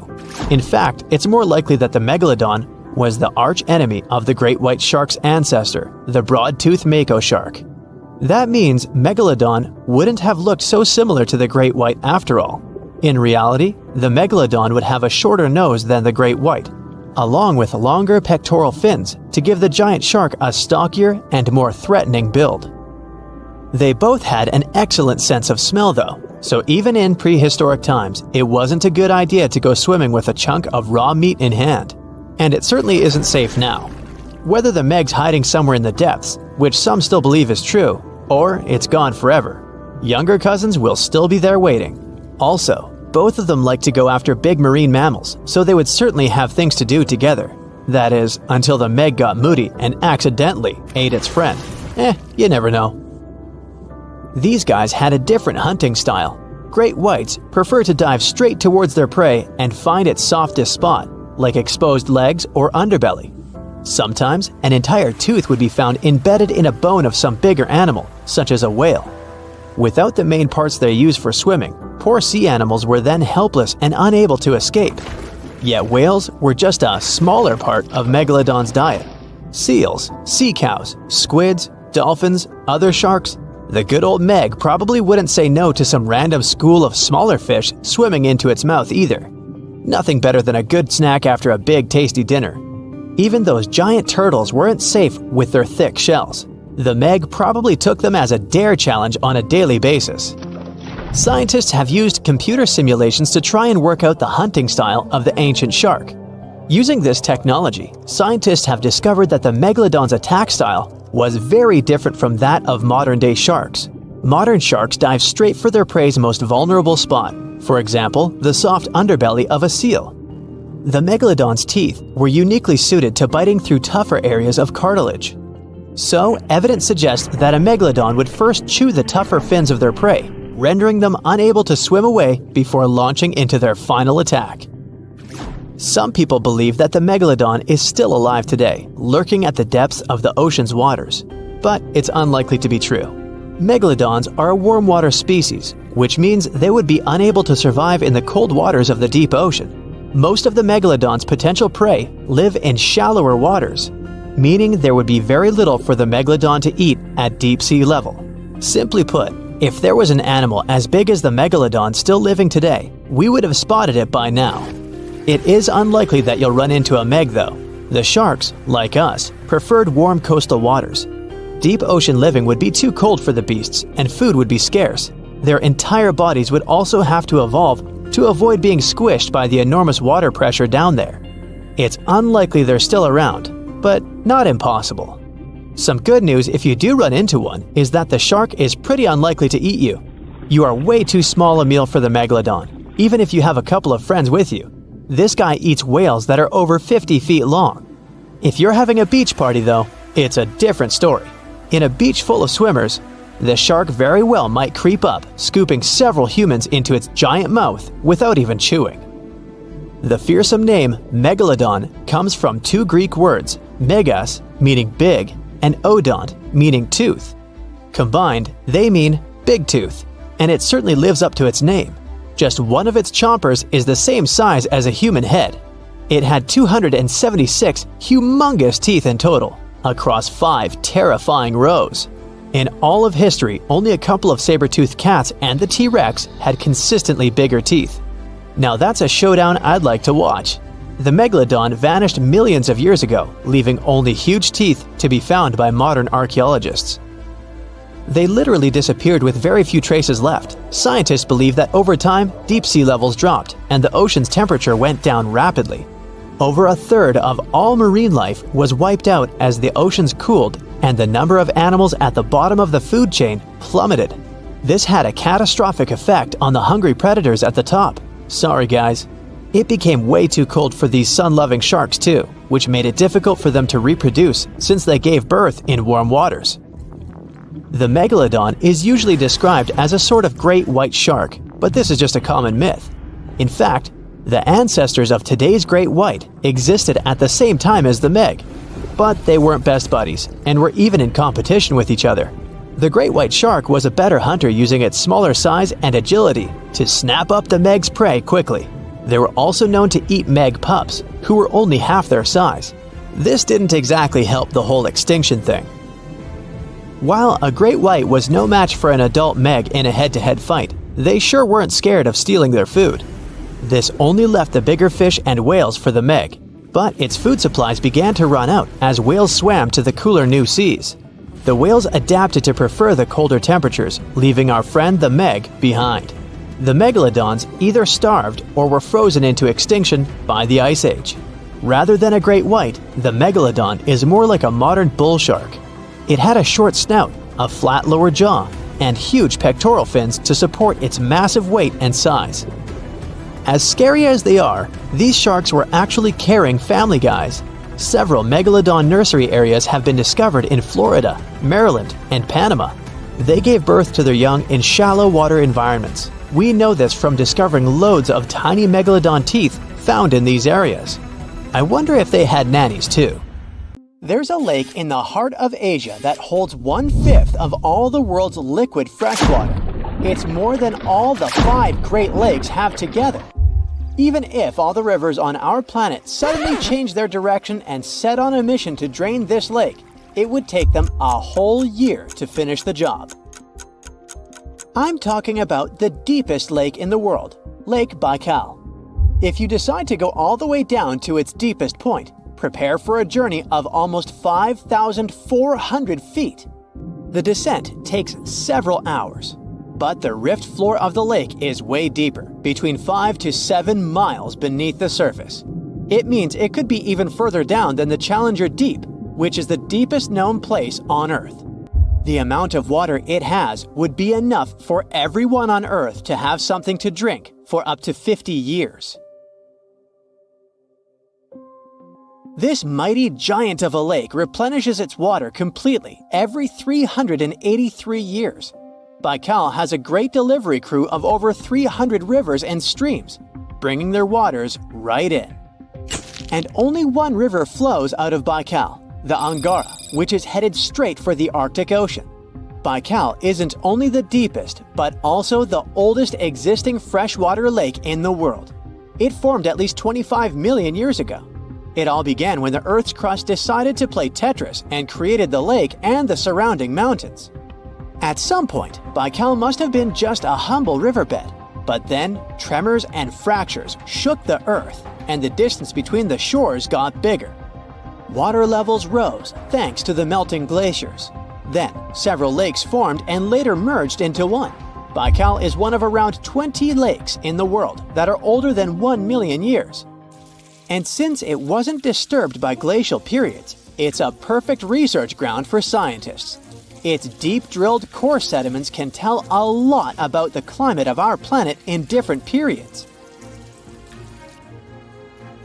Since Baikal is in a rift basin with 2,000 seismic tremors per year, the lake is deepening and still growing in size.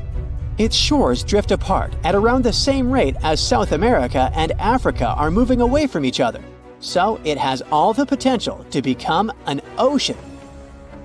Another thing Baikal has in common with the oceans is that it has water rich in oxygen. even at its lowest depths. This is one of the reasons why the fauna of the lake is so incredibly rich. It's home to over 2,500 various animals and 1,000 plant varieties. Around half of them are unique and only exist in this area, like the endemic algae, the Baikal omul fish, and the Baikal oilfish. There are also some bears, elk, and lynx living on its shores. They must appreciate the fact that the temperatures around the lake are always higher than the rest of Siberia, thanks to its huge water mass. Most Baikal dwellers prefer to stick to the bottom of the lake, but there's one brave guy you'll meet if you decide to visit. Meet the Baikal seal, also known as Nerpa. It's the only true freshwater seal in the world. Nerpa's eyes are so cute it nearly landed the part of Puss in Boots in Shrek. Nerpa in Boots sounds good to me. These huge eyes are there to help them follow their favorite pelagic fish underwater. There are other seal kinds that can handle freshwater or use it to breed, but these cuties spend their entire lives in it. But wait, how did seals, which are supposed to be oceanic creatures, end up in a lake miles and miles away from the sea? About 400,000 years ago, during the Pleistocene era, these adventurous creatures traveled up the river and drainage systems that connected Lake Baikal to the Arctic Ocean. The ringed seal that still lives in the Arctic is believed to be the Baikal seal's closest ancestor. Today, Baikal seals are confined to their freshwater home because of the changes in waterways. And they seem to be pretty happy with their home as they can choose from a huge variety of food to eat. The seals mostly hang out in the north and central areas of the lake, but move south in the winter. The lake gets covered with ice, which they use as a chill-out zone, just like their oceanic cousins use rocks or the beach. Since at least 1969, Lake Baikal has had some mysterious ice rings pop up randomly here and there. At some point, they got so big that the astronauts even spotted them from space. The rings usually appear in late April, but can be there in January or May. Scientists couldn't crack the code on how these rings form for a while. They had all sorts of theories, and the most popular involved methane gas bubbles from the lake's depths. But then, scientists noticed that some of the rings were in shallower waters, where gas emissions don't happen. So, an international team of scientists decided to solve the mystery. They traveled to Lake Baikal, drilled holes in the ice, and dropped sensors into the water. In 2016, when they started the research, they heard that 2 vans had gotten stuck in the mysterious ice rings. Once they had analyzed the data from the sensors, it turned out that the secret behind the rings was warm eddies flowing clockwise under its ice cover. The currents were less intense in the center of the eddies, so the ice above them was thicker at the edges. The waters of the lake are so clear that you can see some extremely deep parts up to over 130 feet down. This is thanks to the surrounding mountains that send off melting ice right in. Plankton that live in the lake also helps clean the floating debris. When this crystal clear water freezes, it forms an unusually thick and see-through layer of ice. The wind likes to play sculptor on Baikal and creates one-of-a-kind pieces of art here. It picks up water, which, of course, freezes into the most unusual designs. Frozen bubbles and icicles you've never seen before. The location and geography of the lakes and the cycles of melting and refreezing create the perfect conditions for this ice workshop. And you can even see rocks that seem to be floating. The bottom of the rock freezes to the surface of the ice. Then, the strong winds wear away the surroundings, leaving a perfect pedestal for the rock. If you think the floating rocks look eerie, how about Baikal's version of the Loch Ness Monster? The local Buryat people have a legend about the water dragon master that lives in the lake. A dragon is believed to be the most powerful creature living on Earth in Asian mythology. They believe there are 4 dragons living in the 4 seas, each responsible for one of the cardinal directions. Baikal is the North Sea in this story. The image of this dragon is supposedly etched in ancient petroglyphs on the cliffs of Baikal. There's also a hefty stone slab that looks like a monument dated back to somewhere between the 3rd and the 9th century BCE, depicting a mysterious water monster. Imagine the stories this stone could tell, echoing the whispers of a bygone era and leaving us to unravel the enigma of the Baikal Cliffs. The legend says that a local warrior was chasing the dragon. He finally reached the largest Baikal island of Alkan. He was ready to face and defeat the dragon, but the beast turned into a beautiful girl, and they got married. That's one unusual twist to a classic defeat the dragon and take the girl story. So, local legends describe that dragon as a giant sturgeon with an almost gator-like snout and armored body. In reality, the mythical monster must be one of the many huge fish living in the lake.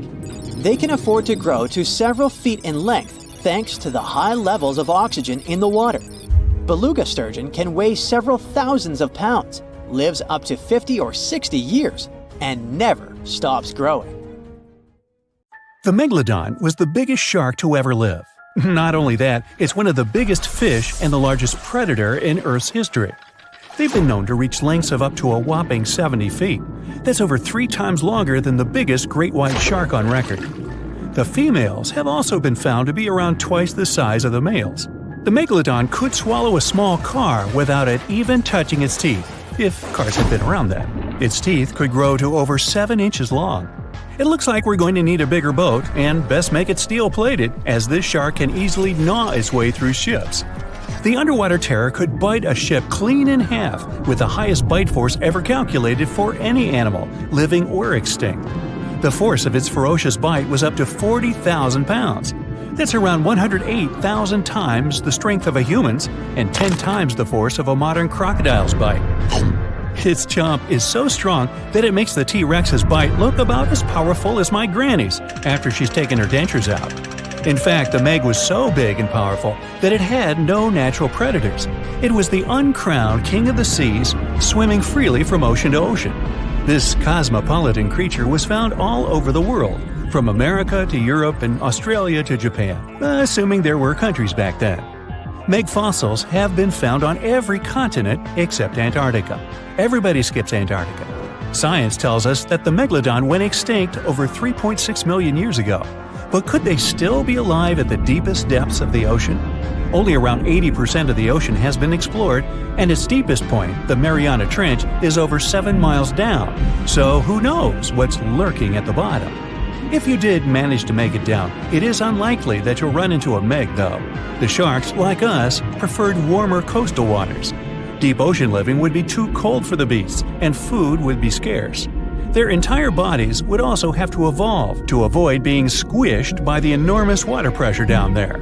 It's unlikely they're still around, but not impossible.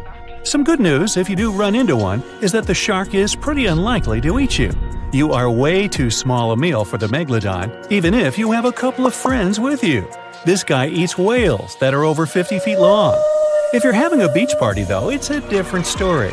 In a beach full of swimmers, the shark very well might creep up, scooping several humans into its giant mouth without even chewing. But wait, let's rewind. How does the shark take down a 50-foot whale? It first bites off its fins, making the whale unable to swim away. It then casually munches it down piece by piece. Because of their size, sharks had to consume over a ton of food every single day just to sustain themselves, like me. All that food made the Megalodon extremely heavy.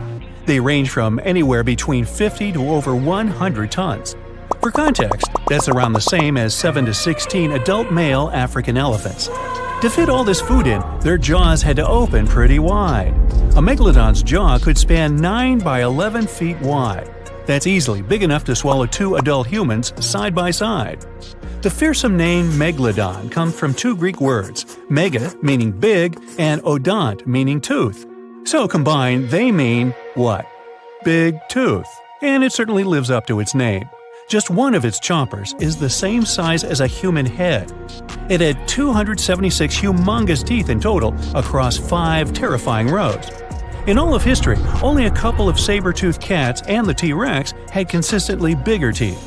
Now that's a showdown I'd like to watch. The Megalodon vanished millions of years ago, leaving only huge teeth to be found by modern archaeologists. They literally disappeared with very few traces left. Scientists believe that over time, sea levels dropped and the ocean temperatures went down rapidly. Over a third of all marine life was wiped out as the oceans cooled and a number of animals at the bottom of the food chain plummeted. This had a catastrophic effect on the hungry predators at the top. Sorry guys. It became way too cold for these sun-loving sharks too, which made it difficult for them to reproduce since they gave birth in warm waters. The Megalodon is usually described as a sort of giant great white shark, but this is just a common myth. In fact, the ancestors of today's great white existed at the same time as the Meg, but they weren't best buddies and were even in competition with each other. The great white shark was a better hunter, using its smaller size and agility to snap up the Meg's prey quickly. They were also known to eat Meg pups, who were only half their size. This didn't help the whole extinction thing. Even infant megalodons were huge, coming in at just under 7 feet. While a great white was no match for an adult Meg in a head-to-head fight, they sure weren't scared of stealing their food. This only left the bigger fish and whales for the Meg, but its food supplies began to run out as the whales swam to the cooler new seas. The whales adapted to prefer the colder temperatures, leaving our friend the Meg behind. The megalodons either starved or were frozen into extinction by the Ice Age. Rather than a great white, the megalodon is more like a modern bull shark. It had a short snout, flat lower jaw, and huge pectoral fins to support its massive weight and size. As scary as they are, these sharks were actually caring family guys. Several megalodon nursery areas have been discovered in Florida, Maryland, and Panama. They gave birth to their young in shallow water environments. We know this from discovering loads of tiny megalodon teeth found in these areas. Gee, I wonder if they had nannies too. But how come there are so many megalodon teeth out there for us to analyze? Well, due to their messy, aggressive eating habits, sharks regularly lose their teeth. They lose a set of teeth every 1 to 2 weeks. That's 40,000 teeth in a lifetime. They must rake in a fortune from the tooth fairy. Because of this, their teeth were continuously raining down to the ocean floor. Luckily for us, they're also the hardest part of a shark's skeleton, which is why so many teeth have survived and become fossilized. It's fair to say that the first discoveries of the Meg's teeth confused people. Early discoverers thought the Meg's teeth were petrified tongues of ancient serpent creatures. They even used to call them tongue stones. It's also a common myth that the Megalodon was around at the same time as the dinosaurs, although this would have been pretty cool. The dinosaurs were wiped out around 66 million years ago, but the Megalodons came much later. The oldest Meg fossil is only around 23 million years old, but it's tricky to pinpoint the exact date. After all, calendars weren't invented yet. They became extinct way before humans even evolved. The earliest Homo sapiens, which is a fancy name for the first humans, emerged about 2.5 million years ago. But what if the Megalodon shark didn't go extinct? Whale populations have dropped drastically since these guys were last around, so there'd be way fewer whales for them to chomp down on. Whales have also gotten a lot smarter and learned new defensive moves, making them way harder to take down. It's estimated that they ate around 12 tons of food each day. If they were still around and eating that much, they'd be forced to eat smaller fish, and there'd be barely enough big fish for us humans to survive on. The naughty megalodons would also be able to track fishing boats and steal the fish that they worked hard to collect.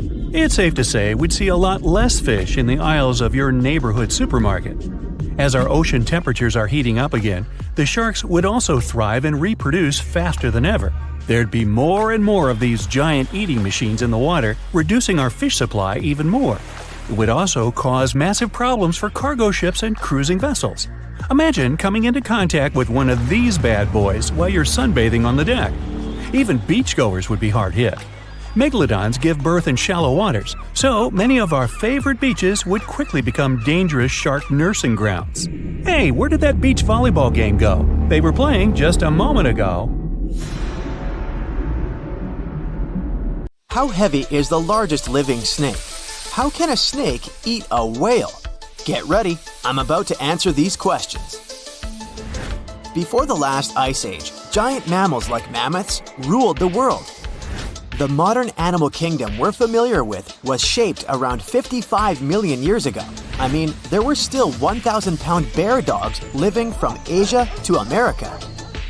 But modern whales, for instance, began to appear later. I'm saying modern whales because, surprise, surprise, whales weren't always fully aquatic. The ancestors of the ocean's biggest animals once walked on dry land. They had 4 legs and lived on the coast. Now, I want to introduce you to a snake that used to eat these whales, the Paleophis, a genus of a marine snake. Scientists say it's hard to understand how big the Paleophis was due to its fragmentary fossil record. They assumed that it could have reached up to 40 feet long. Its fossils were found in different parts of the world, from England to Morocco and Virginia, USA. The Paleophis is extinct now, and sea snakes today are only about a quarter of the size this majestic creature used to be. So no need to worry about this underwater monster. But there once was an even bigger snake, the Titan boa. It was around 50 feet long and most likely weighed over a ton. It used to live in what is now known as northeastern Colombia around 60 to 58 million years ago. Scientists say that it mostly fed on fish. Another giant animal that lived in the past was the black Gigantopithecus. These primates aren't related to gorillas. They lived in the area of modern China. Some people believe that they're still alive, but so far, no one has laid eyes on them. Some people even go further and say that the stories of Bigfoot or Yeti are based on these animals. This rodent became extinct about 2 million years ago. Its main habitat was South America, more specifically, Uruguay. What's astonishing about this species is that it was the largest rodent ever known. It was bigger than a bull. Scientists believe that it weighed up to 1,000 pounds. A distant relative of this rodent is still alive today. It's called the pacarana. It's a rare animal that lives in South America. It weighs up to 33 pounds and measures up to 31 inches, not including its cute and fluffy tail. The Arthropleura was an insect that lived in prehistoric times. Imagine a giant millipede measuring up to 8 feet in length. Here you go. It was one of the largest land animals of its era, about 315 million years ago. The Arthropleura's shell was covered with tough plates. These plates were there to protect the creature from damage. Most of the time, it burrowed into the ground to avoid becoming some other animal's dinner. Meet the Megalodon. Millions of years ago, this shark lived in the ocean and ate other marine creatures. It had wide teeth, and its jaws were so powerful that the animal could finish off its prey with the force of its bite. It was one of the largest sharks to ever exist. Yet, this predator also went extinct. Scientists don't really know the reason. This made me wonder why animals were so big in the past. Nowadays, smaller creatures flee or hide from predators. But apparently, it wasn't like this before. Many centuries ago, animals didn't just run or hide, they fought back. Research suggests that this behavior may have been the most important motivation for prey to grow bigger. A study compared the skulls of ancient animals to those of their modern peers. The skulls of predatory animals have become shorter and narrower, while the skulls of the animals they hunted have become longer and broader. This means that predators learned to become experts in hunting, while prey worked on developing their defense skills. You see, a larger body size was a great advantage because it made it harder for predators to take down the animals they hunted. The bottom line, self-defense made prehistoric animals larger. The second reason why ancient animals were larger is related to their bones. They had hollow bones, which are lighter than solid bones. This type of bone allowed large animals to move quickly. Let's take sauropods. They were a dinosaur subgroup. Sauropods had giraffe-like long necks and snake-like long tails. Compared to their body size, their head was really tiny. But since their bones were quite light, they could move around without having to carry additional weight. The eating habits of these animals were also related to their body size.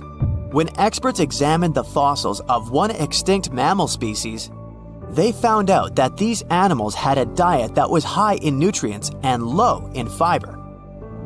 and this mammal was the largest land animal of its period.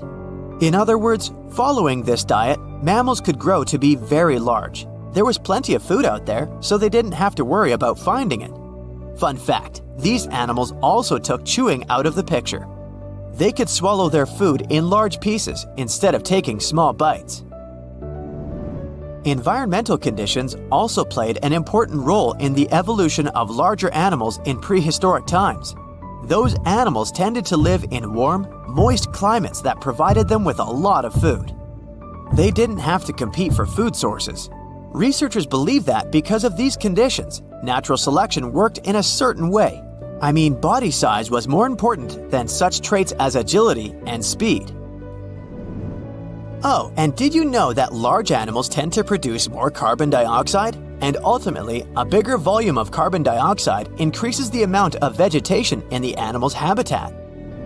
As for the abundance of oxygen in the atmosphere at that time, it could be another vital element for some animals' growth. A good but scary example of an animal that benefited from the high levels of oxygen can be the cockroach of the Paleozoic era.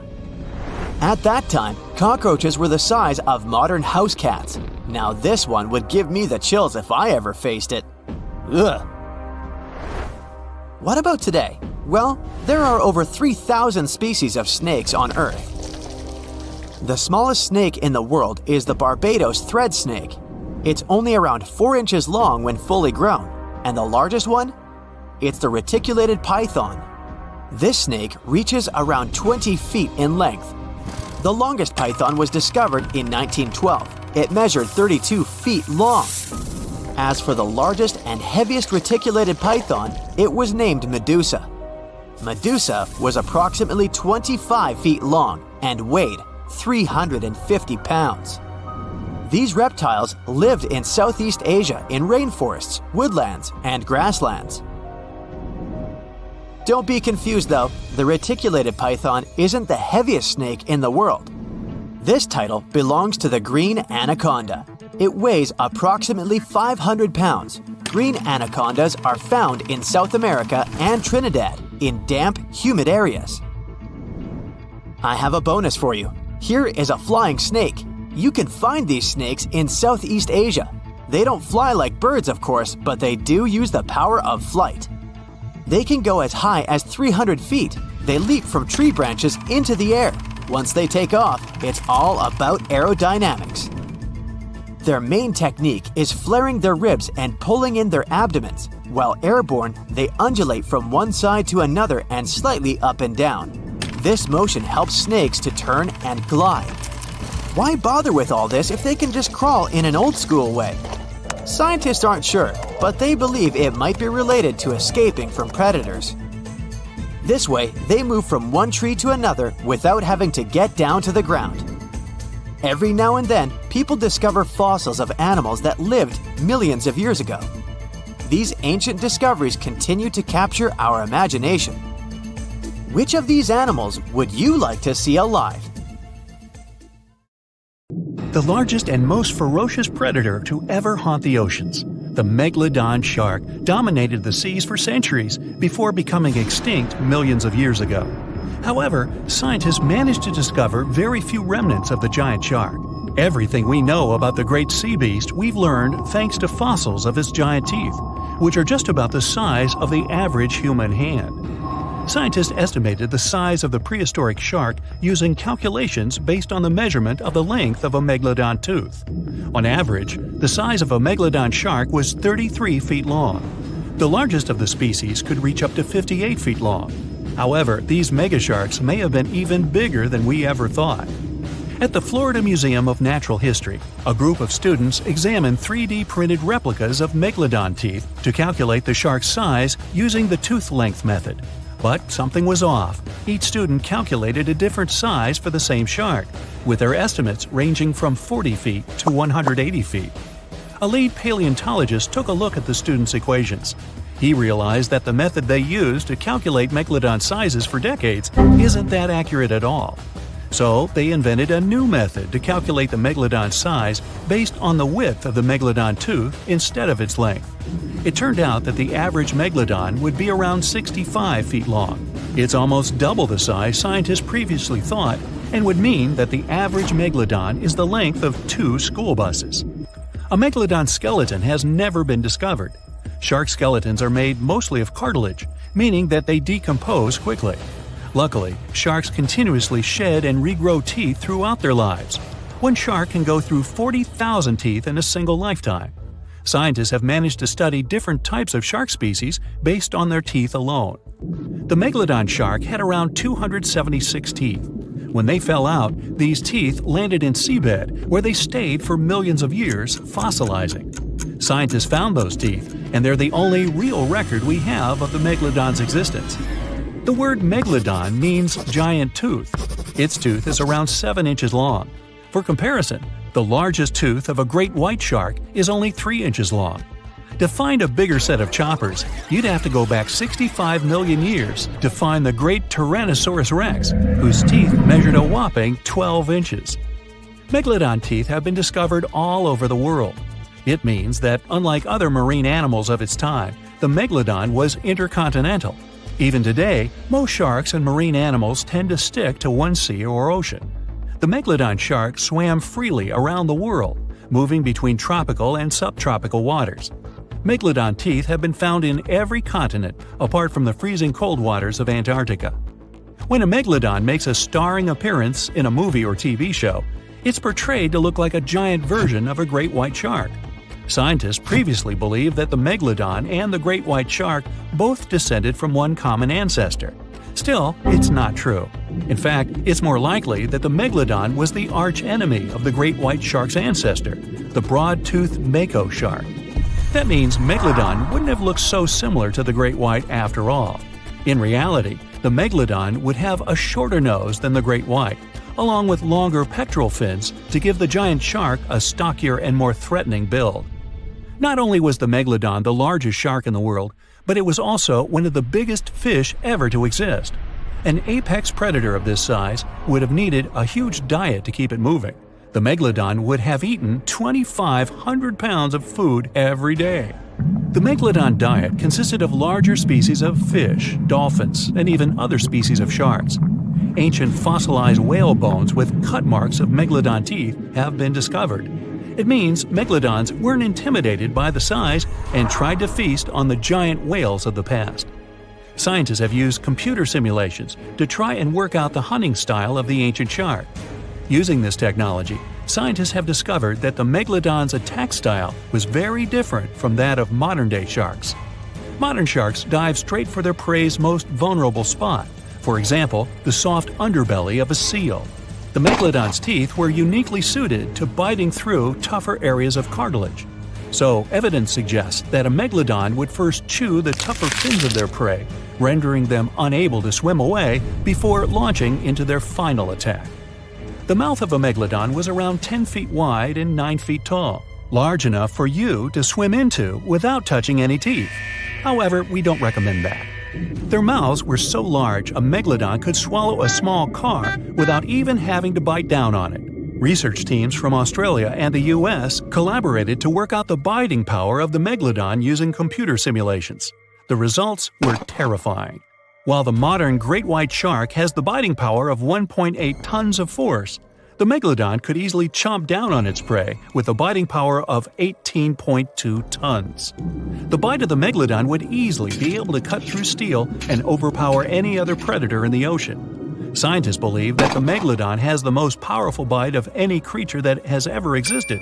The Megalodon's bite would easily overpower the T-Rex, which has a biting force of 6 tons. Mysteriously, no one knows exactly when or how the Megalodon went extinct. However, several theories are floating around as to how this could be the case. The Megalodon had become extinct by the end of the Pliocene, which was a phase of global cooling that spanned over 5 million years and ended over 2.6 million years ago. New evidence suggests that the last Megalodon lived at least 3.6 million years ago, right in the middle of the Pliocene era. Another theory claims that these megasharks disappeared because of the changing Earth temperatures occurring during the Pliocene. As the Earth cooled down, the tropical waters of the world's oceans plummeted to colder temperatures. Scientists believe that this led to the extinction of a third of all large marine animals, meaning that the Megalodon's food source took a massive hit. Without much prey left to hunt, the Megalodon inevitably went extinct. Megalodon sharks would give birth to their pups in waters close to the shore. The shallow coastal waters provided a perfect nursery for the newborn sharks, keeping them distant from the larger predators that lurked in the open waters. As ice formed around the Earth's poles and sea levels dropped, these pupping grounds were destroyed. The Megalodon pups would have had no choice but to swim in the deep ocean waters, making them more vulnerable to dangerous predators.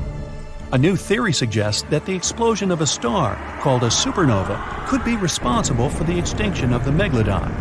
Around 2.6 million years ago, a supernova over 150 light-years away from Earth lit up the prehistoric sky and lingered there for months. A few hundred years after the supernova had faded, particles of cosmic energy from the star explosion plummeted to Earth. The energy particles carried dangerous amounts of radiation. Researchers believe that this radiation could cause the mass extinction of many marine animals, including the Megalodon.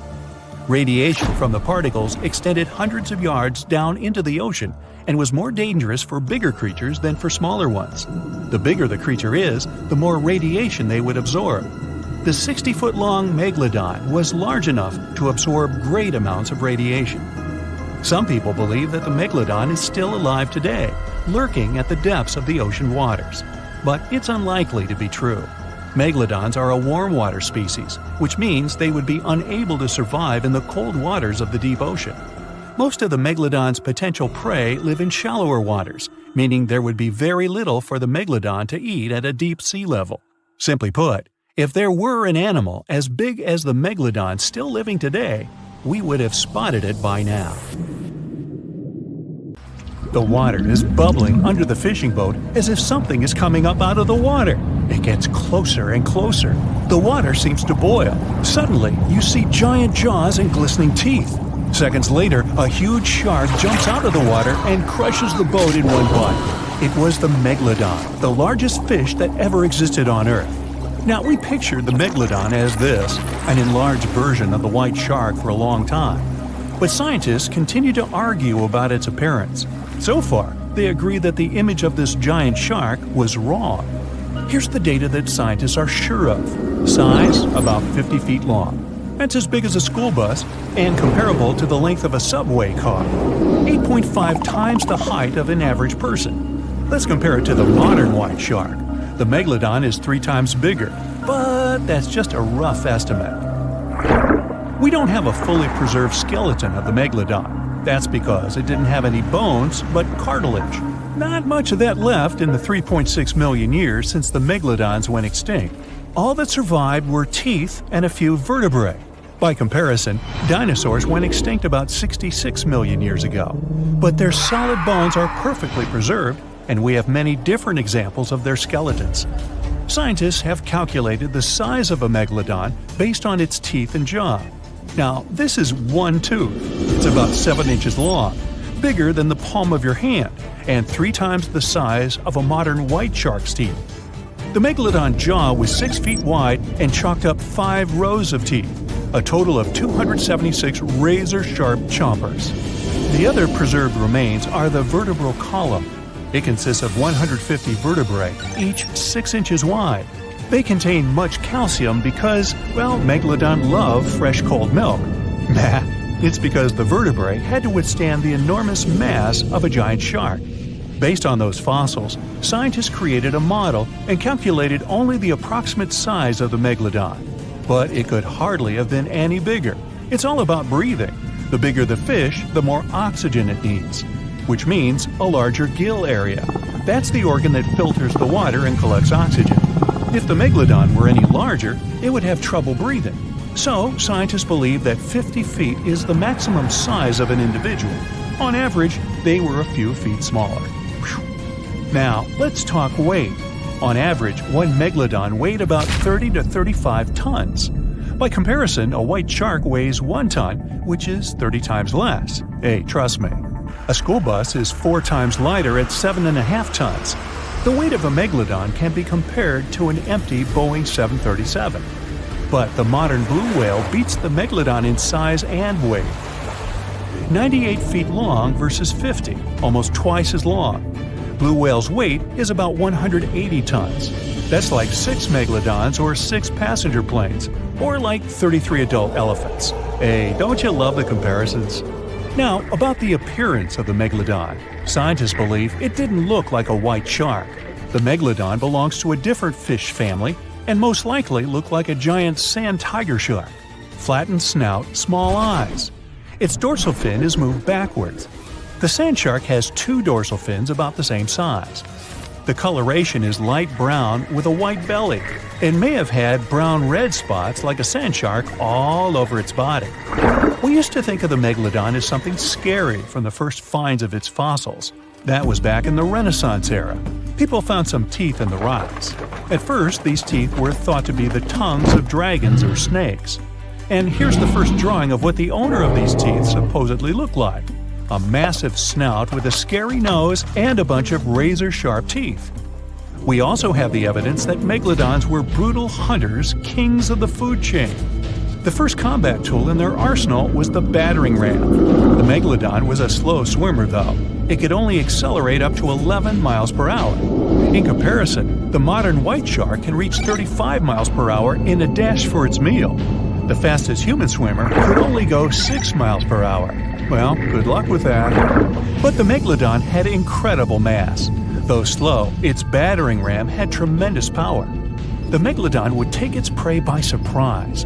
It had only one chance to hit it. If it missed, it would take too long for a second round. The maneuverability of the megalodon was comparable to a large truck. But if the ram was successful, the prey was stunned and couldn't move. At this point, the megalodon aimed at vulnerable spots, like the fins and tail of the prey. Scientists have found many ancient whale remains with megalodon tooth marks. It turned out that the giant shark knew where its prey's vital organs were located and could strike at them. When the prey was immobilized, the megalodon bared its teeth. An adult person could easily fit into its open jaw at full height. And according to various estimates, the bite force of the megalodon was almost 11 tons. Now imagine the weight of 3 SUVs concentrated at the tip of a sharp tooth. That's 9 times the power of the largest white shark bite, and 6 times the power of the modern record holder for biting, the saltwater crocodile.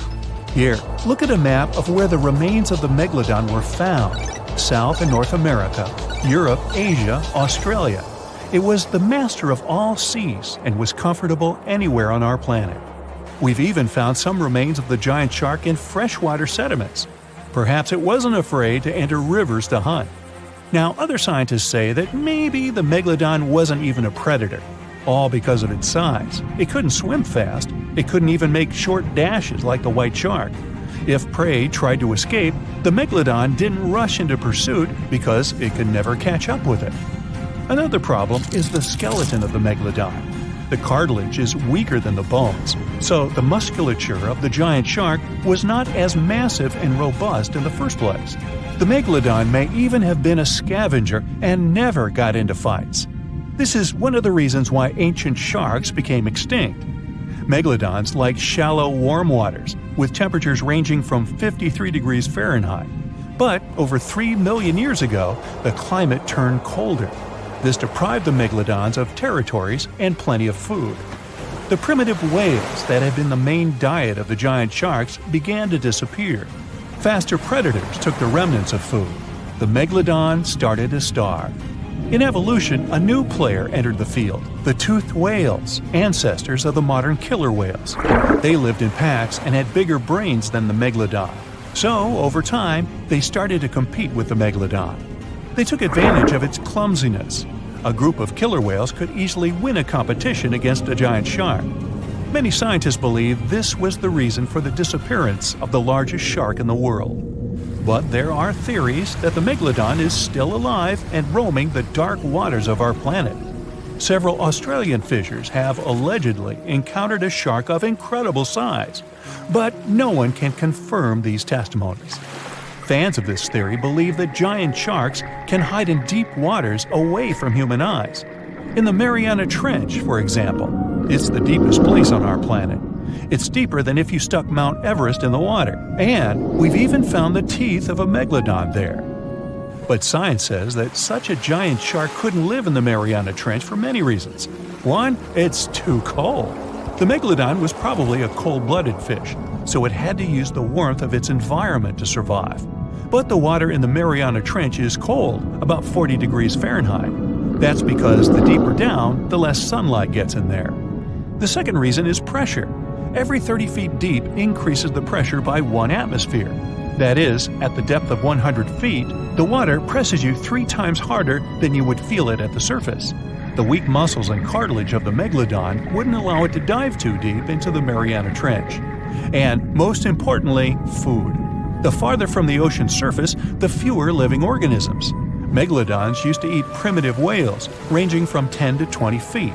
Small fish only inhabit the Mariana Trench. A Megalodon would never be able to catch one.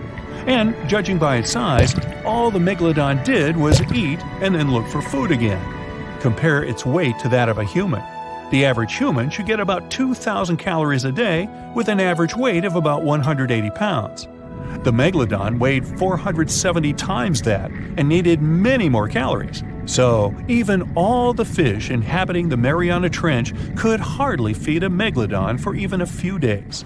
So, all these theories, of course, are not true. But still, it's just smart to be careful out there. Know what I mean? If you could dive right into the mysterious darkness of the ocean depths, who knows what you'd come upon? Legends that are hundreds of years old mention some giant sea monsters hiding deep down below the ocean waves, like the Kraken, the Loch Ness Monster, the Hydra, Leviathan, and so many more.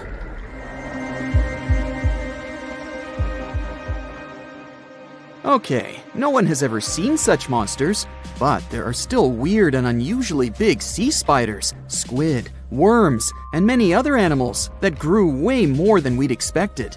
Take a look at the colossal squid from sub-Antarctic waters. It's around 14 times longer than the arrow squid that lives near New Zealand. And deep down in the Pacific Ocean, there's a sea sponge as big as a minivan. Oceans contain about 96.5% of all water on our planet. Up to 80% of all life on Earth we've discovered is under the oceanic waves. We haven't explored, mapped, or even seen more than 80% of the ocean. In fact, we've mapped Mars better than we have the ocean bottom. The pressure down there is insane, and it would make you feel like you're holding up almost 50 jumbo jets. And temperatures at such depths are extremely low. Conditions deep below the oceanic surface are harsh, so creatures that live there need to adjust. That's why many of them grew very, very big to survive. Creatures that live in cold, dark depths are so big because of a phenomenon called deep sea gigantism. The deeper you go below the oceanic surface, the less sunlight there is. That's why the temperatures drastically fall. The result of this is increased cell size and longer life of creatures. Also, these creatures don't have as much oxygen as the marine animals that live in shallower parts, and their food sources are minimal. Much of the food they get comes from shallower waters, and only a little bit trickles down to the deeper parts. And when there's not enough food, being large is an advantage. Larger creatures can move farther and faster to find something to eat. Their metabolism works slower. They don't digest the food that fast, so they can store food and conserve energy for hard times when they can't find anything to eat. They don't need to regulate their body temperature either, which also helps them save some energy, which they can then transfer to other body processes. They mature more slowly and later than those living in shallow waters. The majority of fish species that dwell in deep waters live 30 years or even more. Orange ruffy fish, on the other hand, live up to 150 years. This fella grows 24 feet in length and weighs up to 1.5 tons. But it grows to be so big for centuries. They start looking for partners when they're 150 years old, and they can also live this long because there are not so many predators at such depths.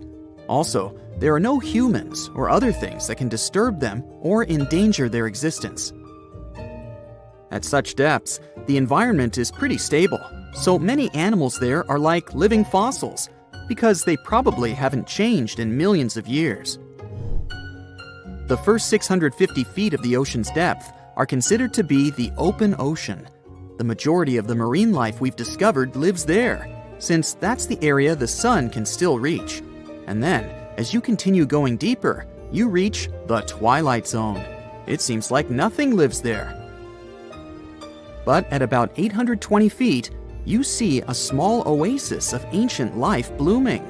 For example, there are sea lilies, animals that have been living at such depths unchanged for millions of years. Coelacanths, another living fossil, have been living in the ocean for more than 360 million years. Hagfish haven't changed in a very long time either, for over 300 million years. This creature lives at depths of 5,500 feet. They evolved before the rest of the vertebrates, which is why this is the only living animal without jaws or a spine, even though it still has a skull. Deep-sea creatures can't survive in shallow waters. They've evolved to live in depths under bigger hydrostatic pressure. Humans and other organisms that have internal spaces filled with gas would end up crushed if we could go to such depths. That's why deep-sea divers always need to wear special dive suits designed for surroundings with higher pressure, even though they're not going that deep to the areas where these giants live.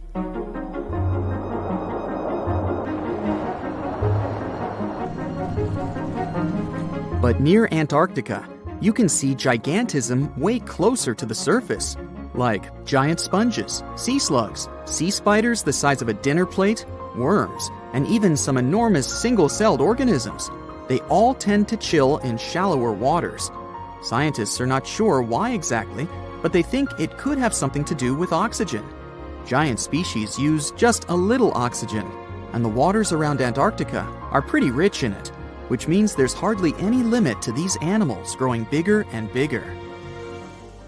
Back to deep-sea creatures. As mentioned, they had to adjust to strong pressure, so they almost don't have any air gaps in their body at all. They're mostly water-based, and since water is incompressible, which means it's not something you can compress, it helps them stay unaffected at such high pressure. But because of all that, if they were to go up towards the surface, they'd probably swell up, maybe even explode. Just look at the blobfish, the one that takes the title of the ugliest animal in the world. It looks normal deep down below the surface, where its natural habitat is. But when it gets up to the surface, where the pressure is 120 times lower, it changes its shape. The blobfish doesn't have a skeleton or muscles, so without high deep-sea pressure, it ends up being all floppy and saggy. The dark oceanic depths are not just scary to watch, but to listen to as well. In 1997, scientists were trying to find underwater volcanoes located off the South American coast. During their travels, they recorded one of the loudest noises ever registered. It was pretty weird, too. It was so loud, even sensors from more than 3,000 miles away managed to pick it up. They later called it the bloop. It took them 15 years to conclude the sound came from an ice quake. That's when seismic activity breaks frozen ground. Water at the bottom of the ocean is not always extremely cold. There are hydrothermal vents on the seafloor, and the water that comes out of them can be up to 750 degrees Fahrenheit. Powerful pressure, yep, the same one that would crush you, is something that doesn't allow the water to boil. There are hundreds of animal species that live near deep-sea hydrothermal vents. Some of them, such as tube worms, are not like anything we have seen before. These worms absorb chemicals from vent fluids. That's how they feed bacteria that live in them. And in return, those bacteria give them the carbon the tube worms need to survive.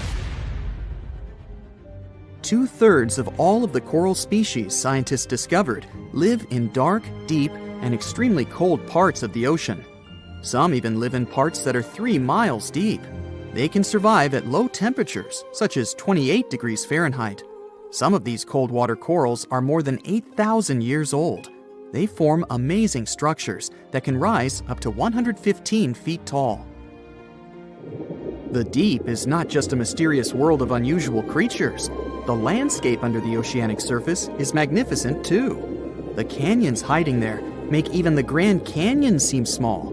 For instance, check out the one located in the Bering Sea, the Jemchug Canyon. Its vertical relief is more than 8,500 feet deep. That's huge. The largest ocean waves are not the ones you can see from the shoreline. They occur under the surface, and they're called internal waves. They take place between two water masses that have different densities. They travel at speeds of thousands of miles per hour and can be 650 feet tall. Something exciting and kinda unexpected popped out among the rocks of the Ica Valley in Peru. The bones of a really old whale that lived almost 40 million years ago. At first, no one was really impressed because the bones they found were big and weirdly shaped, so people just thought they were looking at giant boulders. I mean, that's cool too, but things got way better when they realized those were the remains of a very large ancient animal that roamed along the coast of ancient Peru. Plus, it was probably the heaviest creature that ever lived. Sorry, blue whale, I know you worked hard to get to the top. The length of over 100 feet and weight of more than 200 tons brought you the status of the biggest animal on our planet. But it seems you've held the title long enough. Time to hand it over to our next candidate, and that one's really gigantic. This ocean beast was probably shorter than the blue whale, but heavier, with a weight that could be between 93 tons and 370 tons. If it's closer to the higher number, it'll make Paracetus the biggest animal ever known to have lived on Earth. And it seems its weight was the result of having extremely thick, dense bones. You can see such bones today in manatees or some other early whales. Dense bones are a great tool for such marine mammals. This feature makes them heavy and allows them to stay submerged most of the time. But at the same time, if their body was too heavy, they would end up sinking all the time, and they would waste too much energy to move back up to the surface. So, to avoid sinking, marine mammals need to have enough lighter tissues, like muscles and fat, to help them float in the water without using too much energy. Now, scientists didn't have the whole skeleton, which makes it hard to tell how big the animal was. But they used the ratio of the heavy bones to the lighter tissues in other marine mammals to estimate the overall weight of this giant ancient whale. Experts found these fossils about 13 years ago and spent the next decade freeing the whale from the rock. Its anatomy and age showed this whale was a cousin of Basilosaurus, a whale that had a long snout full of sharp teeth, and a sleek body similar to that of an eel. Even if Paracetus wasn't bigger than the blue whale, it was still a giant that ruled the ocean depths. Unlike modern whales, there's a possibility that this ancient fellow was a predator that liked to go after bigger prey. And this also changes how we see the history of whales. Scientists used to think these magnificent creatures became really big about 5 million years ago when they started eating lots of small creatures. But here's the proof that giant whales existed even before that. But it's still unclear how this whale managed to find enough food to sustain its enormous body. Plus, it's still hard to tell what exactly this ancient creature had on its menu. It was pretty large and not such a fast swimmer, so it's possible it searched for food in shallow waters. Then it probably ate crustaceans, clams, or some other small animals hiding in the sand. One theory says it was a scavenger, which basically means it munched on remains of everything that would come its way. It's not so unusual to find marine animals in deserts. Many of these regions used to be covered with water anyway. The Sahara in Africa is a perfect example. About 50 to 100 million years ago, this was not a dry desert, but a shallow saltwater body called the Trans-Saharan Seaway. The land is not wet there anymore, of course, but people who lived in that area knew about it because they used to find old shells across the desert. The sea was about 164 feet deep. That sounds enough for a nice swim. Some would say this area looked like modern Puerto Rico, with lots of sun and shallow water. Mangrove forests were a common thing as well as seafloors covered with mollusks, like snails and clams. The marine sediment that was left behind after the sea had dried up is full of different fossils.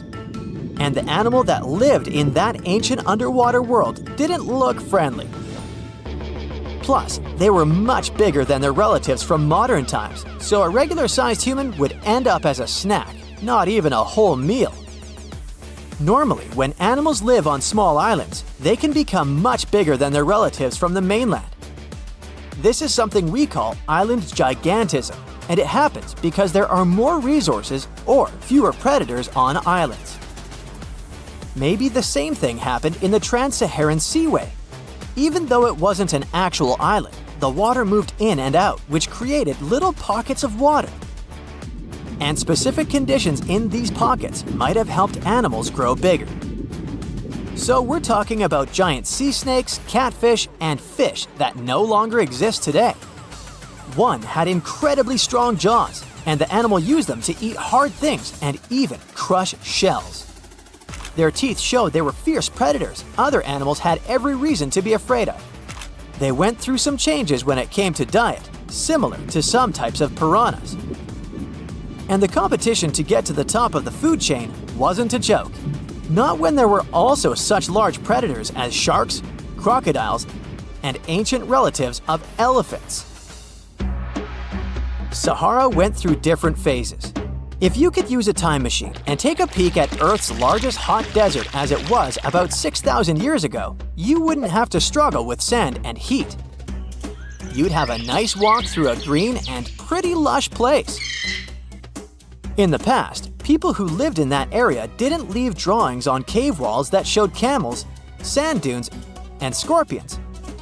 All those things you'd see in today's Sahara. Instead, they drew crocodiles. That's additional evidence that the Sahara used to have a lot of water and plants enough to support these big yet scary animals. Around 3 billion years ago, Earth might have been mostly covered with water.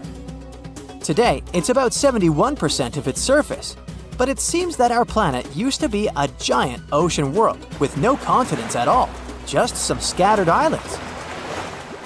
Scientists studied special rocks in Western Australia that formed in a place deep under the ocean called a hydrothermal vent system. To explain this better, it's important to mention two common oxygen types, O16 and O18. O18 is heavier because it has extra neutrons. O16 evaporates from water more easily, and as researchers studied an old ocean floor, they found a lot of O18, more than in today's oceans. This way, they realized ancient Earth had less dry land than Earth today. Australia is a good spot to conduct these studies because a long time ago, it also used to be a beautiful place with large animals and lush rainforests. But as time went by, the land became drier and Australia had more deserts formed, such as the Great Victoria Desert. Rainforest remained only on the edges of the continent. What happens with deserts across the globe is called desertification. That's when land that used to be good for growing things turns into a desert or something similar. Our planet changes over time, together with its climate. But desertification also happens because of human activities, like mining, farming, and building cities. And when land turns into a desert, it's a problem because it can't support people and animals anymore. Food doesn't grow there. There's not enough clean water, and animals lose their homes. To help with this problem, there's a plan many countries agreed to. They decided to work with farmers to take care of the land, fix damaged areas, and manage water better. All in all, to make our planet a better place for life.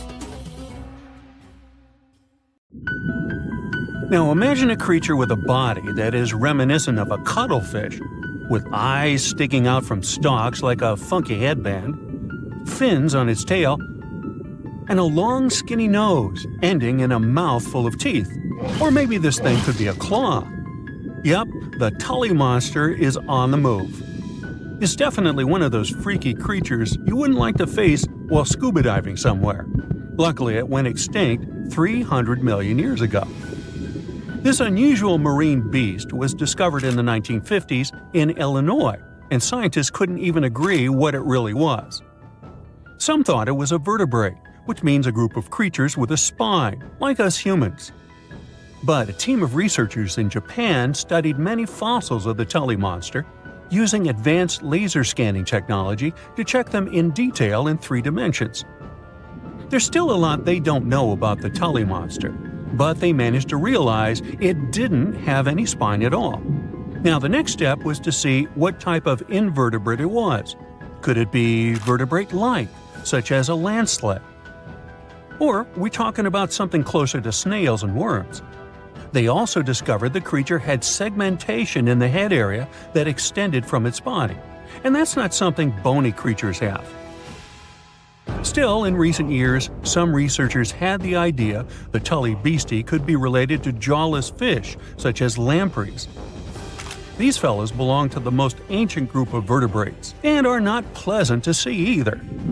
In the case of lampreys, we're not talking about extinct animals. They're still out there somewhere, wandering the ocean and scaring other animals, or you, if you see it in the northern and western parts of the Atlantic Ocean where they live. And they've been here really long, even before the dinosaurs. A long time ago, long before humans or I even existed, there were eurypterids, weird creatures from a group we call arthropods, which includes spiders, insects, and crabs. But eurypterids were unlike anything you've ever seen before. They had a body shape similar to horseshoe crabs, with many segments that made up their body. Instead of legs, they had special appendages at the front that acted like oars. Some even call them giant scorpions, but most eurypterids were actually quite small, except for this special one, which was truly enormous. It could grow to a staggering length of about 8 feet. Wow! The next time you see a crab scuttling along the beach or a spider swimming its web, remember, we're lucky we only got mild versions of their ancient relatives, which, by the way, disappeared hundreds of millions of years ago. Whew. Now, some eurypterids were pretty fierce and fast predators. They would swiftly swim after their prey, chasing them down in the water. Others were more like scavengers, living on the bottom and feeding on whatever they could find along the way. They had a taste for the leftovers, like some sort of cleanup crew of the ancient oceans. Eurypterids loved to spend their time in brackish water environments. It's water with more salinity than fresh water, but still less than seawater. Now imagine you're just floating around and all of a sudden you see this guy. No, it's not some weird tiny spaceship, and you won't see it floating in space, even though that's where it would perfectly fit in, as some weird creature from another planet you'd see in sci-fi movies. You'd actually see it floating in the sea because we're talking about a really small animal with enormous eyes called Dilophosaurus. Each of its eye bulbs was about a quarter of its whole body length.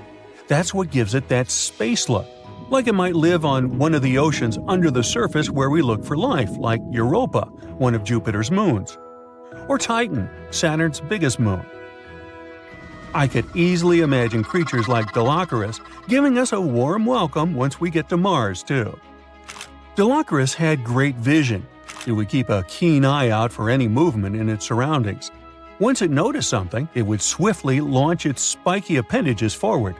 At first, these things looked like tools for fixing stuff, but Dilophosaurus actually used them to capture smaller arthropods. The unusual thing is that even though it had such great eyesight, Dilophosaurus still spent most of its time catching prey in brighter waters near the surface. And yet, scientists found its fossils in the rock layers that are more often associated with darker environments, where animals such as deep-sea crinoids and vampire squids reside today. It's confusing. But one of the explanations for this says it's possible these deep-sea creatures actually lived in shallower waters in the past and later ended up in the depths as the geography of our planet changed over time. No one knew what Dilophosaurus really was. It could belong to a group of arthropods, and it seems to me that's where most of the world's weirdest creatures are. Some believe it could be related to mantis shrimp, while others compare it to blind, worm-like crustaceans that live in dark underwater caves. And check out this enormous worm lurking beneath the sandy ocean floor patiently waiting for its next meal to swim by. These ancient creatures were like stealthy predators, perfectly camouflaged in their sandy lairs. And now, 20 million years later, scientists have found the remains of their hidden hideaways. The burrow they discovered, shaped like the letter L, was found preserved in ancient sediment on the seafloor of Taiwan. It was around 7 feet long and only an inch wide. That's where the ancestors of modern bobbit worms live. Bobbit worms have been around for a long time. They can grow to be a few inches to a whopping 10 feet long. A pretty weird creature dominated the skies at the end of the dinosaur age in North America. We know it as Quetzalcoatlus, and it soared above famous dinosaurs like Tyrannosaurus and Triceratops, showing them who the ultimate ruler of the skies was. Quetzalcoatlus belonged to a group of flying reptiles called pterosaurs. They were some of the biggest flying animals ever known to exist. When you think of Quetzalcoatlus, imagine an animal as tall as a giraffe. These incredible creatures had long necks, small bodies, long legs, and wings that were relatively short compared to their size. The biggest of its kind was really massive and held the title of being the largest flying creature of all time. They had long, pointed skulls, while some also had short crests at the back of their heads. And for a long time, researchers were confused about how these giant pterosaurs hunted for food. At first, some even believed that Quetzalcoatlus and its relatives were like giant vultures that scavenged the remains they would find around. They drew such a conclusion because Quetzalcoatlus fossils were found inland, away from the coast where other big pterosaurs were found, such as the crested pteranodon. Plus, many thought these fellows were skilled at skimming, which means lurking over freshwater systems and catching fish. But it appears these massive animals were actually predators with excellent hunting skills. The exact technique they used to catch their prey remains a mystery, though. Now here's another cool discovery, a specific fossil as the oldest evidence of muscle tissue ever found. This fossil belongs to a group of animals that includes modern creatures such as jellyfish, corals, and sea anemones.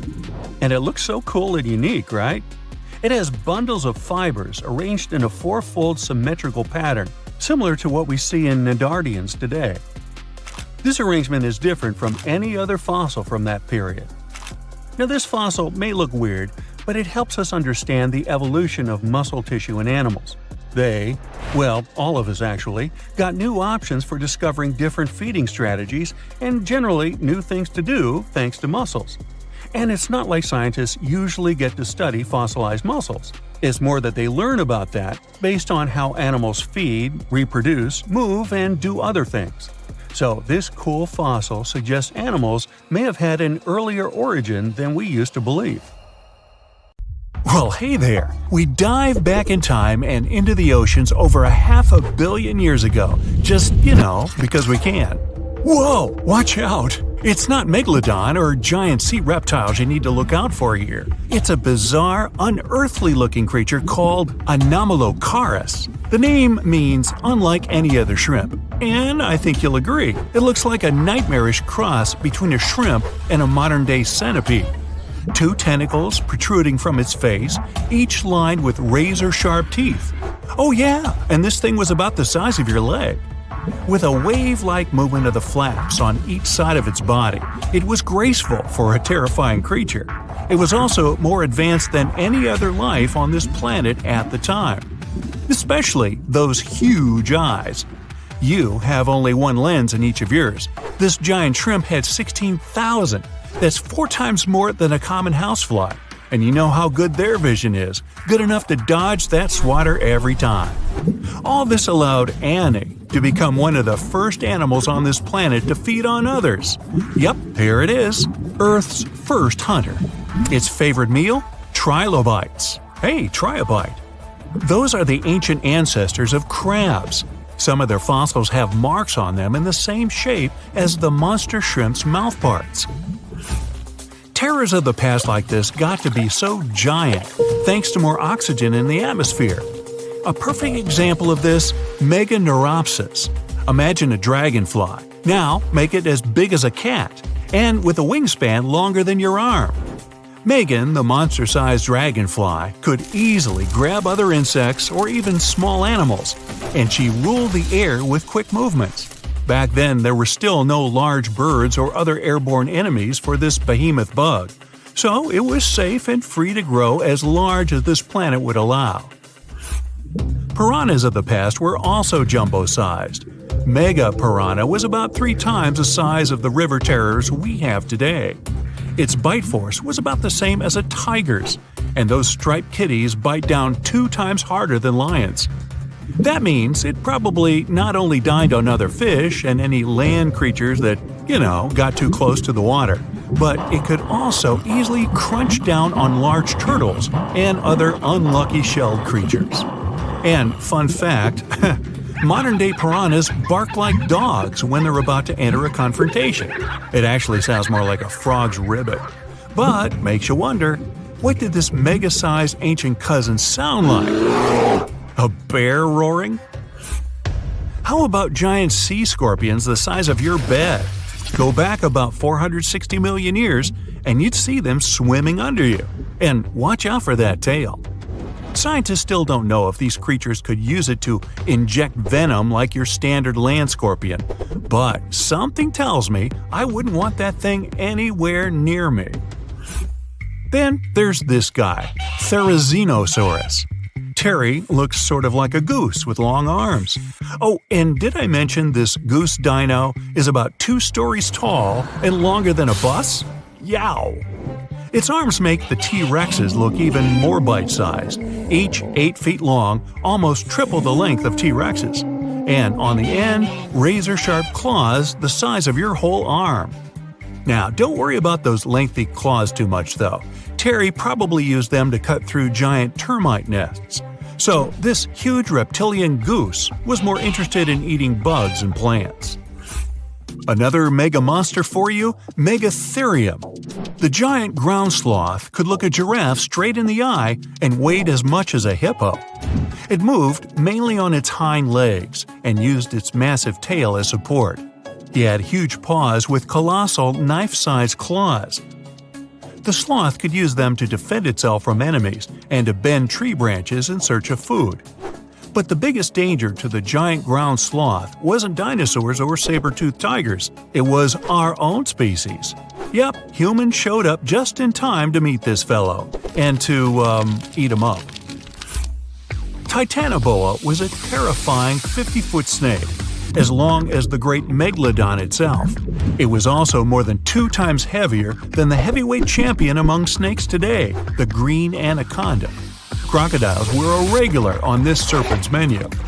Titanoboa could swim 3 times faster than the fastest Olympic swimmer our species has ever seen. It was quicker and more dangerous in the water than outside it. And don't forget the boa part of its name. This massive snake wasn't venomous.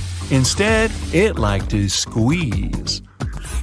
Remember that giant shrimp from earlier? Well, Opabenia looks like its teeny-tiny finger-sized cousin. And instead of 2 toothy tentacles, this thing had a vacuum hose coming out of its face. On the end of that trunk, what looks like a single crab claw. Add 5 eyes and a mouth under its head, and you've got a recipe for something not of this planet. Only it is. This creature used its trunk like an elephant does. Its claw grabbed food from the bottom of the ocean and brought it up to its mouth. This thing is so weird-looking that, apparently, when the scientist who discovered it presented his findings to an audience, they all laughed as if he were joking. Now, a real-life monster, the Tully monster. From a distance, it looks a bit like Nessie, that long neck and teeth-lined jaws. But get closer, and you'll see it's more like a long nose with a mouth attached at the end, like a mosquito. Its eyes are further back, sticking out of tubes all snail-like. Tully was an ancient mollusk, about the size of your forearm. It probably dined on jellyfish and shrimp 300 million years ago. Thylacus smilus will put a smile on your face as long as you don't get too close. No, it's not a relative of the saber-toothed tiger. It was a marsupial, making it more related to a kangaroo than anything. And if you compare them to body size, its fangs were actually longer than a saber-toothed tiger's. And they grew continuously. As for that beard on its chin, that's actually all chin. The lower jawbone grew down to a point under the mouth. Those fangs were rooted to the skull, going way back to its eyes. When the mouth was closed, that bony beard protected the long, sharp teeth from breakage. Staganapolis, not to be confused with Minneapolis, might look like a big crocodile with a squished-in snout, but it was mostly harmless.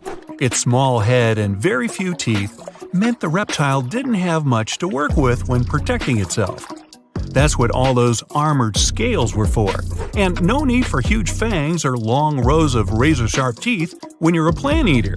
That beak-like tip on its nose allowed the stag to dig up plants.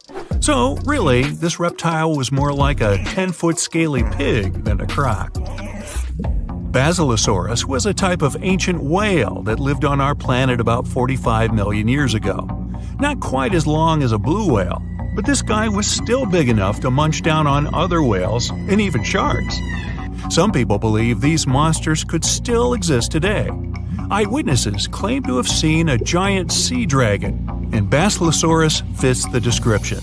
Plus, 90% of our oceans are unexplored. There's plenty of space to hide a sea monster. But scientists haven't found any fossils of this ancient whale younger than 3.7 million years. So, this myth is busted. Stegosaurus is one of the most recognizable dinosaurs that ever lived. It can easily be distinguished by those huge spikes on its tail and the bony plates on its back. It was twice as long as a giraffe and nearly 5 times heavier. But compared to its body size, it had the world's smallest brain. It was no larger than a dog's. Pelagornis had the largest wingspan of any bird ever discovered. It was twice the size of the largest bird today, the wandering albatross. Such huge wings made it hard for the bird to take off. It could only do so by jumping off cliffs. And when it finally spread its wings, this giant could only go about 40 miles per hour. The fastest bird today can reach speeds 5 times that. You're off to work, and boom, you see someone getting snatched by a 5-foot giant eagle that has the power to lift a child. Luckily, this is a pretty rare occurrence now, but around 2 million years ago, it was totally possible. Humans are now on the top of the food chain. I mean, many animals can hurt us, but they would rather munch on something less dangerous than people. Until a couple of years ago, almost everyone thought we were the #1 predator in the world since the beginning of our times. But let me tell you a little secret. We weren't the top predators. Somewhere in Africa, near the town of Tung, in a mine, archaeologists uncovered something probably worth more than gold. It was a small skull that belonged to a hominin, a human species that lived just before we split into 2 groups. One group is today's chimpanzees, and the other one is us humans. That is probably why we're so similar to chimpanzees. And believe it or not, we share 98% of our DNA with them. The critter was nicknamed Tung Child because most likely it belonged to a young human. Before this discovery, we had no idea we originated from Africa. As you already know, on that continent, there were many big animals that could eat us in a single bite. Even now, the situation is not that different. The bone was found among many other animal bones, suggesting that early humans, Australopithecus, had a pretty rough life and were eaten by anything that liked meat. Since we were only around 4 feet tall, we were on the menu for many animals. Probably the scariest one for us was the eagle. You might think eagles are just lazy birds who sit on trees all day, but our friend from Tung had a pretty bad experience of encountering one. When Tung's child was a little kid and was playing outside, the eagle grabbed him and took it to its nest. We have no idea how big the bird was or what kind of eagle it was, since there isn't any evidence. Eagles regularly hunt baboons in Africa now, and when experts compared the marks on these animals with the marks found on the ancient skull, they discovered those marks were almost identical. The worst thing about eagles is that they're like zombies, and their favorite food is brains. So they attack the head first. Even now we're not safe from sky attacks since eagles can theoretically snatch kids. Stop looking at the sky now. There are many more land animals that can harm you. Roughly 500,000 years ago, our ancestor, Homo rhodesiensis, was doing his chores when he was ambushed by a hungry ancient hyena. He had a few broken bones, and the hyenas stashed him in a cave in Casablanca, where he was uncovered 500,000 years later. Not many animals can chew through bones like it's nothing. Hyenas have a bite force that is 7 times stronger than ours. They keep meat stacked in hidden places, so they can have snacks for later. Since we can't see at night and hyenas can, they hunted us at night. This might be the reason why people are scared of the dark. It's an instinct passed down from our ancestors because, at night, they had to stay inside caves or other structures to avoid monsters. Technically, our ancestors played real-life Minecraft in survival mode, but our long-lost cousins weren't afraid of hyenas since they hunted them for food. Hyenas also hunted us for food, so what exactly happened will most likely remain a mystery until we invent a time machine. Today, hyenas are known man-eaters, but they're nowhere near their ancient ancestor, which was twice their size. Homo heidelbergensis was an incredible hunter that hunted everything from giant deer, rhinos, bison, and many more animals. But there was one creature that made the hair on their necks stand up. It was a giant with 8-inch teeth, weighing more than 1,000 pounds. No animal was safe during its era, which was around 300,000 years ago.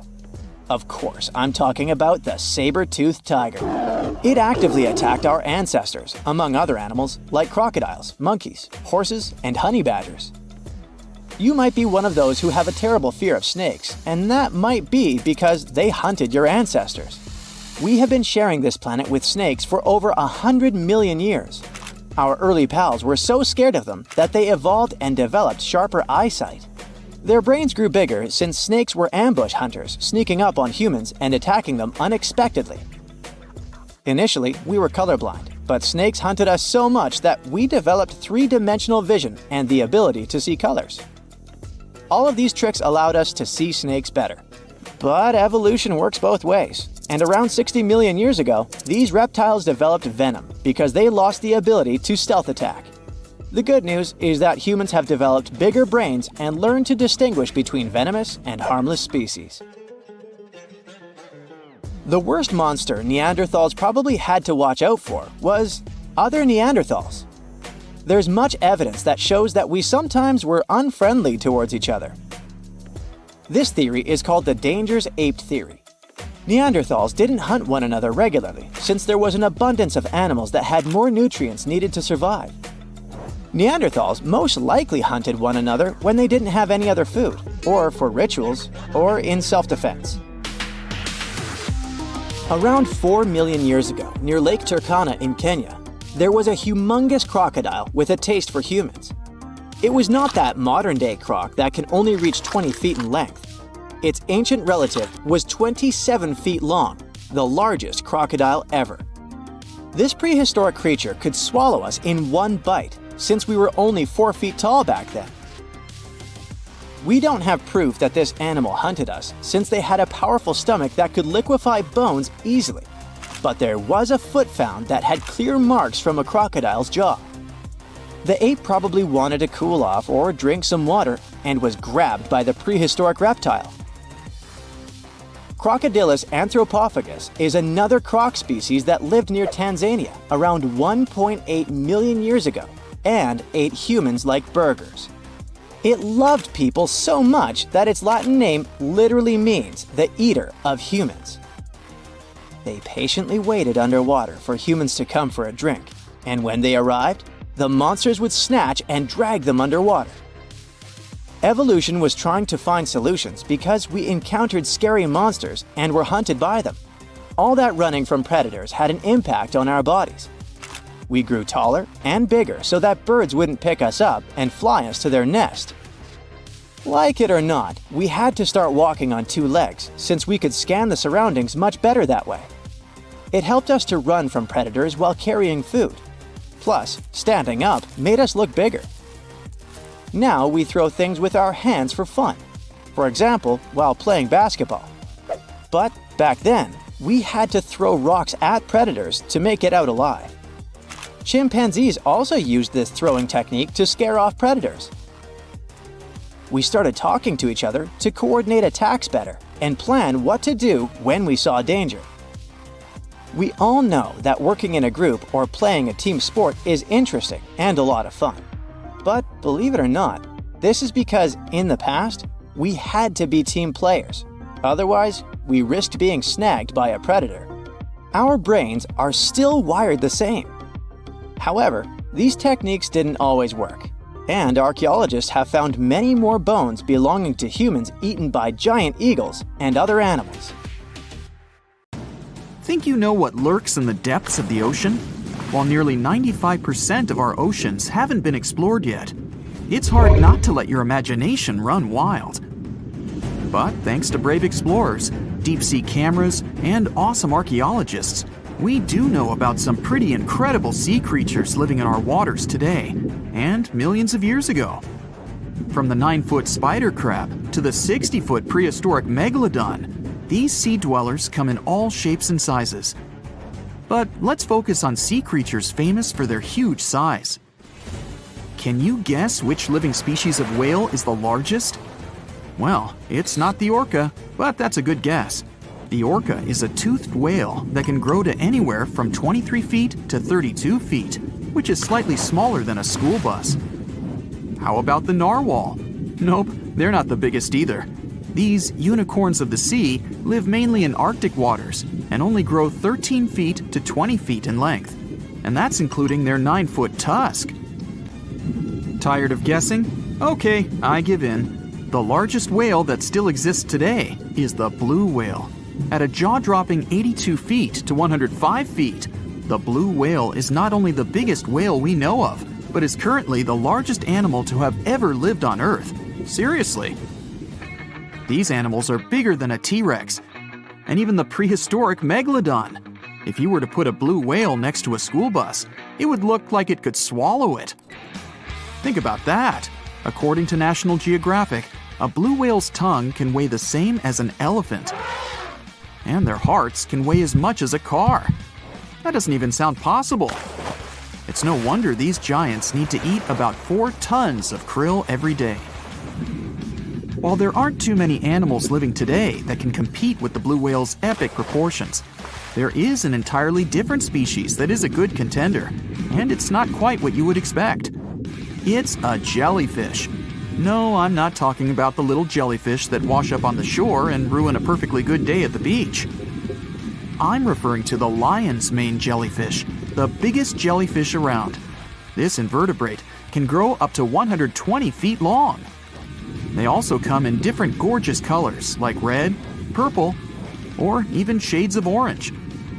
As if their length wasn't impressive, the lion's mane jellyfish boast a whopping 8 sets of 70 to 150 tentacles. That means they can have up to 1,200 in total. And here's the giant oceanic manta ray, the largest type of ray in the world. Their wingspan can be longer than a bus. These guys can reach 30 feet in length. They also have the biggest brain compared to body size among all fish. Unlike their stingray cousins, mantas don't have venomous tails. And while the lion's mane jellyfish and the blue whale are yet to be beaten for the longest sea creature, there is one marine creature that can grow even larger in length. The Portuguese Physalia physalis, tentacles and all, can reach a length of 165 feet long, and that's according to mentalfloss.com. While this thing may look a lot like a jellyfish, it's actually known as a siphonophore, and there are hundreds and sometimes thousands of them that are genetically identical. Their long tentacles help the organism catch prey, and its sting is fatal to most animals, even humans in some cases. What's even creepier is that if one of the tentacles comes off the organism for whatever reason, it can float around the water for days before decomposing. Even if it's detached, this tentacle can still sting you. But don't go running out of the ocean just yet. Your chances of being hurt by a Portuguese Physalia physalis sting are pretty slim. However, if you do get stung, the side effects aren't pretty, with welts, stomach cramps, an elevated heart rate, and an upset stomach. While you don't want to go anywhere near these long creatures, they sure are pretty to look at. Check out all those colors. The Shastasaurus is the biggest marine reptile that has ever existed. These predators lived during the late Triassic period, about 210 million years ago. These amazing giants could reach lengths of up to 69 feet and weighed more than 75 tons. This made the Shastasaurus as heavy as a blue whale. And if you could stand this creature up vertically, it'd be as tall as a 7-story building. Despite appearances, the Shastasaurus was actually pretty slim for its size. Its ribcage was only 6 feet across. You'd think that this big guy was chowing down on other dinosaurs, but that's not the case at all. This reptile survived on a diet that consisted of small fish and cephalopods, like octopuses and squids. The Albertonectes is a bright representative of the plesiosaur family, meaning that this marine reptile had a small head on an incredibly long neck and large flipper-like limbs that helped it move through the water. These creatures occupied the seas around North America 76 to 70 million years ago. The length of this sea monster could reach 38 feet, with its neck taking up 23 feet of that length. Its neck was a true record breaker. It had a whopping 76 bones in it. No other animal known to humankind has had so many vertebrae in its neck. Scientists aren't sure why they needed such a lengthy neck. They might have used it to collect shellfish off the seabed, or perhaps it helped them capture their main prey, fish and squids. This aquatic reptile also had gastroliths in its stomachs. Some of them were as big as 5.5 inches in diameter. The Tylosaurus belonged to the Mosasaur family. It dominated the shallow seas of North America about 85 to 80 million years ago. This was an enormous predator, with the biggest representatives reaching 45 feet in length. It had a narrow hydrodynamic body with a blunt, powerful head that the animal used to ram and stun its prey. Its body was equipped with agile flippers and a long tail decorated with a maneuverable fin. The Tylosaurus was a carnivore, and its diet included not only fish, turtles, and small sharks, but also other mosasaurs, plesiosaurs, and flightless birds. Meet Ophthalmosaurus. This prehistoric reptile thrived during the late Jurassic period and lived in oceans all over the world. Ophthalmosaurus weighed somewhere around 6,000 pounds and grew to approximately 16 feet long, according to newdinosaurs.com. That's about the same length as the beluga whale that exists today. It's too bad these guys went extinct before we had a chance to see them ourselves, as their cartoonish wide eyes and dolphin-like features are pretty darn cute. Of course, the Ophthalmosaurus evolved over time to become ophthalmologists, or eye doctors that we know today. No, that's just a lie. Just testing you. The Mosasaurus is a truly gigantic predator that dominated the seas all over the world about 66 million years ago. According to fossil evidence, some specimens could be more than 50 feet in length. This fact makes the Mosasaurus the biggest marine carnivore of its time. One of the most terrifying things about this creature was its crocodile-like head, decorated with literally hundreds of razor-sharp teeth, neatly organized in 2 rows on both jaws. The thing is that it was pretty challenging for the Mosasaurus to grab its prey in the water. That's why it had all these teeth, plus something special: pterygoid teeth anchored to the bones on the roof of its mouth. This made hunting and holding onto its prey much easier. The Styxosaurus belonged to the plesiosaur family and lived during the late Cretaceous period, around 85 to 70 million years ago. Upon first glance at this dinosaur, you might mistake it for a sea snake, and it'd be an honest mistake. The Meg, aka Megalodon, roamed the oceans long after dinosaurs were wiped out by the Great Meteorite. It was one of the largest and most dangerous hunters that have ever lived on Earth, as well as the biggest shark. But then, about 3.6 million years ago, the last of its kind disappeared from our planet, leaving only huge teeth for modern archaeologists to keep finding. There are a few theories about why it could have happened, but scientists might have found the true reason. The Megalodon, which means big tooth, was the largest shark ever to exist. It reportedly lived around 20 to 3.6 million years ago and was truly enormous. Its bite was more powerful than that of a T-Rex, and likely any other powerful predator that has ever roamed this planet. It's probably not surprising since this marine creature had extremely strong jaws that could span from 9 to 10 feet wide. That's enough to swallow two grown-up people side by side. The jaws were also lined with 276 teeth, and they reached 7 inches in length. That's as long as a small hedgehog. Once these teeth got worn down, the shark got rid of them and grew new ones. Such large sedated teeth helped the Meg to eat meat easily. The shark itself could grow up to 59 feet long. That's twice the length of a London double-decker bus. The animal was also pretty heavy. While a fully grown T-Rex weighed about 8 tons, the weight of a large Megalodon could be more than 30 tons. With no competitors, the enormous shark was the real king of the oceans. It hunted other sharks, large fish, and even whales. Then why did such a magnificent creature disappear from the face of the earth? The previous theories mentioned the great white shark. The Megalodon is usually described as some gigantic version of this marine animal. And this is a common mistake made because most people think these creatures were related. But in reality, the Meg looked more like a modern bull shark. Its snout was snout, its lower jaw was rather flat, and long and massive pectoral fins supported the animal's weight. But what's more important, the ancestors of today's great whites existed at the same time as the Megalodon. Now, with great size comes great clumsiness. And although the Meg was huge and powerful, it was also not as nimble as smaller and quicker great white sharks. Great whites could have rivaled a Megalodon for food, and were often more successful hunters thanks to their agility. They couldn't fight the Meg openly, but were fast enough to steal its food.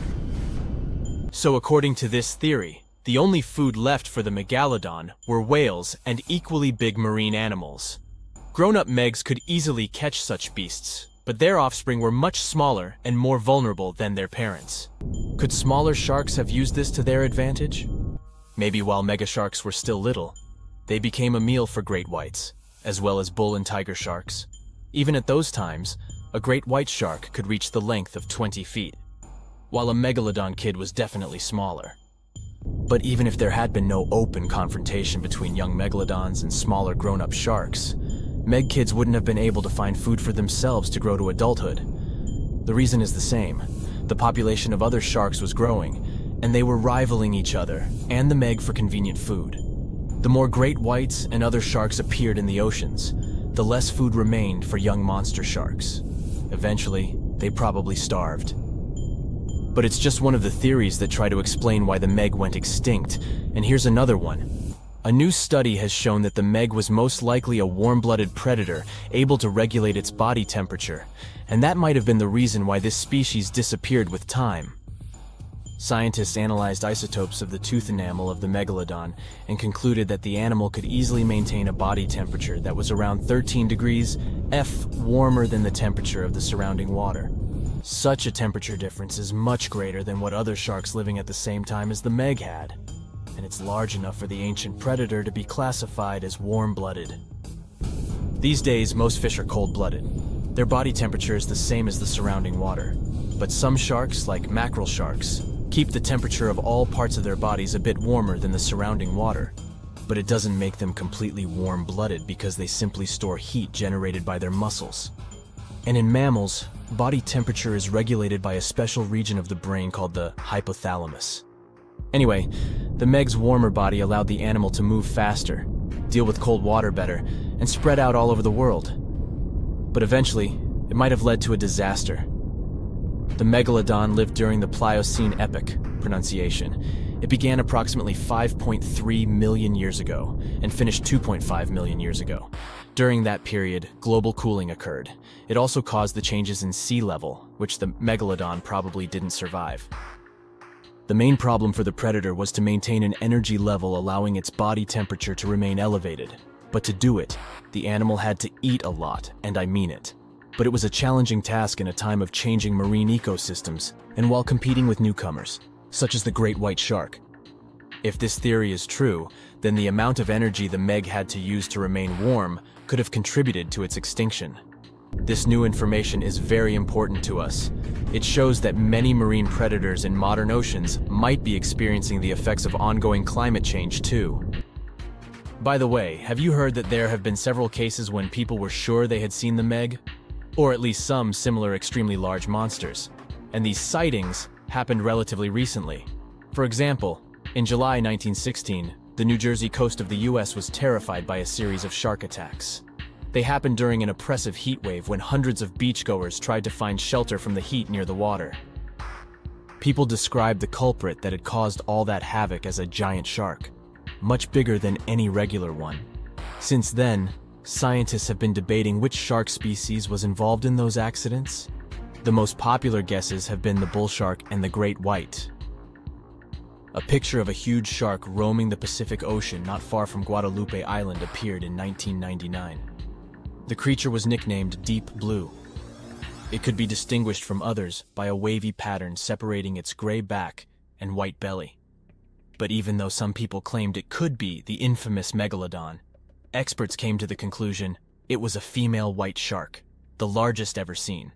The average length of a male white shark is 11 to 13 feet. Females are bigger, up to 15 or 16 feet, but Deep Blue reached more than 20 feet in length.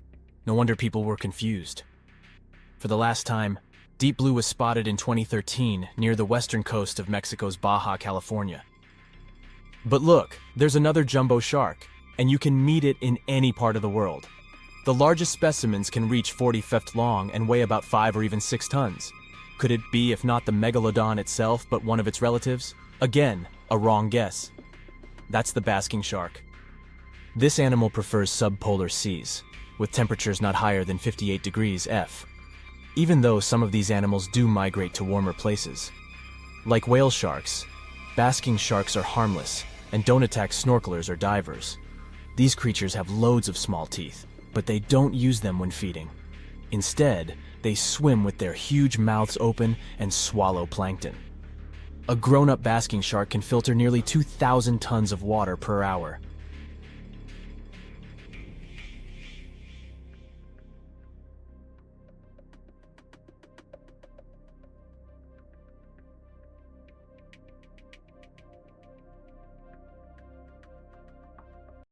It was the largest fish our Earth had ever seen, and its bite was strong enough to crush a car. The largest of its teeth found was the length of a remote control. It consumed about 2,500 pounds of food a day. That's like 3,300 cans of tuna for you. The earliest Megalodon fossils are from about 20 million years ago, but you won't see its skeleton, and that's because the mighty Meg had no bones. A skeleton made from bones gives most animals their body shape and strength. Sharks, though, come from the same subclass as rays, skates, and sawfish and have cartilage instead of bones. Cartilage is a tissue that is softer and more flexible than bones, but it's still tough enough to shape the body and protect the internal organs. Some areas are more flexible, since cartilage is weaker, and some, like the shark's head, are much tougher, thanks to calcified cartilage. Their snouts, though, are made of really soft and flexible cartilage to work like a bumper in case of a collision with some dangers. Who knows if they'd be able to do all this with a heavy skeleton? Plus, cartilage makes their jaws more flexible, and they can open their mouths much wider than they would with a jaw made of bone. Our hero, Meg, was no exception, and it had the strongest bite of all living creatures, which was also made possible by a skeleton made of cartilage. Sharks take full advantage of their cartilage. It helps them swim and turn fast while hunting. One drawback of this type of skeleton is that it was really tricky for scientists to establish the shape and size of Meg. Normally, they would do it using fossilized bone skeletons or their parts. With Meg, they had to guess based on the teeth they found and comparisons with living relatives. A more recent 3D computer model was based partially on scans of a preserved spine discovered in the 1860s. The model showed that Meg was bigger, faster, and even hungrier than scientists had previously thought. Looks like an average Megalodon was 52 feet long. That's slightly bigger than the height of the Hollywood sign and weighed 10 times as heavy as an elephant. There were also much bigger creatures. Scientists still aren't sure how the Megalodon got this size. The fact that there were bigger and smaller megs probably has to do with a little something called Bergmann's rule. It says that the temperature of the surrounding environment affects the animal's body size because they either need to conserve or shed heat. The megalodons that reached cooler waters probably needed more body weight to make sure they survived in low temperatures. Those living in warmer waters had to be smaller to avoid burning up. If the researchers were correct in their calculations, it also means that Meg reached a cruising speed of over 3 miles per hour, which is much faster than other sharks. The still-living great white shark can cover a distance of nearly 7,000 miles without stopping, which is 9/10 as long as the diameter of Earth. It looks like the Megalodon could have gone much further. Megalodons managed to survive on our planet for nearly 70 times longer than humans have. They were roaming the oceans for around 20 million years, and you could see them pretty much anywhere except near the poles. Scientists discovered the most northern fossils off the coast of Denmark and the most southern in New Zealand. The reason why there were no megalodon teeth found in Antarctica is most likely that these adapted to only warm tropical and subtropical waters. The younger ones like to keep to the shores, while full-grown adults preferred coastal areas, but they could easily move into the open ocean as well. When our planet went through a period of global cooling and drying, and the seas began to freeze around 3.6 million years ago, there was less and less room for Meg to thrive. Much of their prey, like smaller whales, seals, and sea turtles, disappeared or relocated to waters that were too cold for our hero. And at the same time, the number of its natural competitors, like smaller predatory sharks, like the great white shark, and whales, increased. This shifting food chain dynamics could have been even more dangerous for the Meg than the cold ocean water.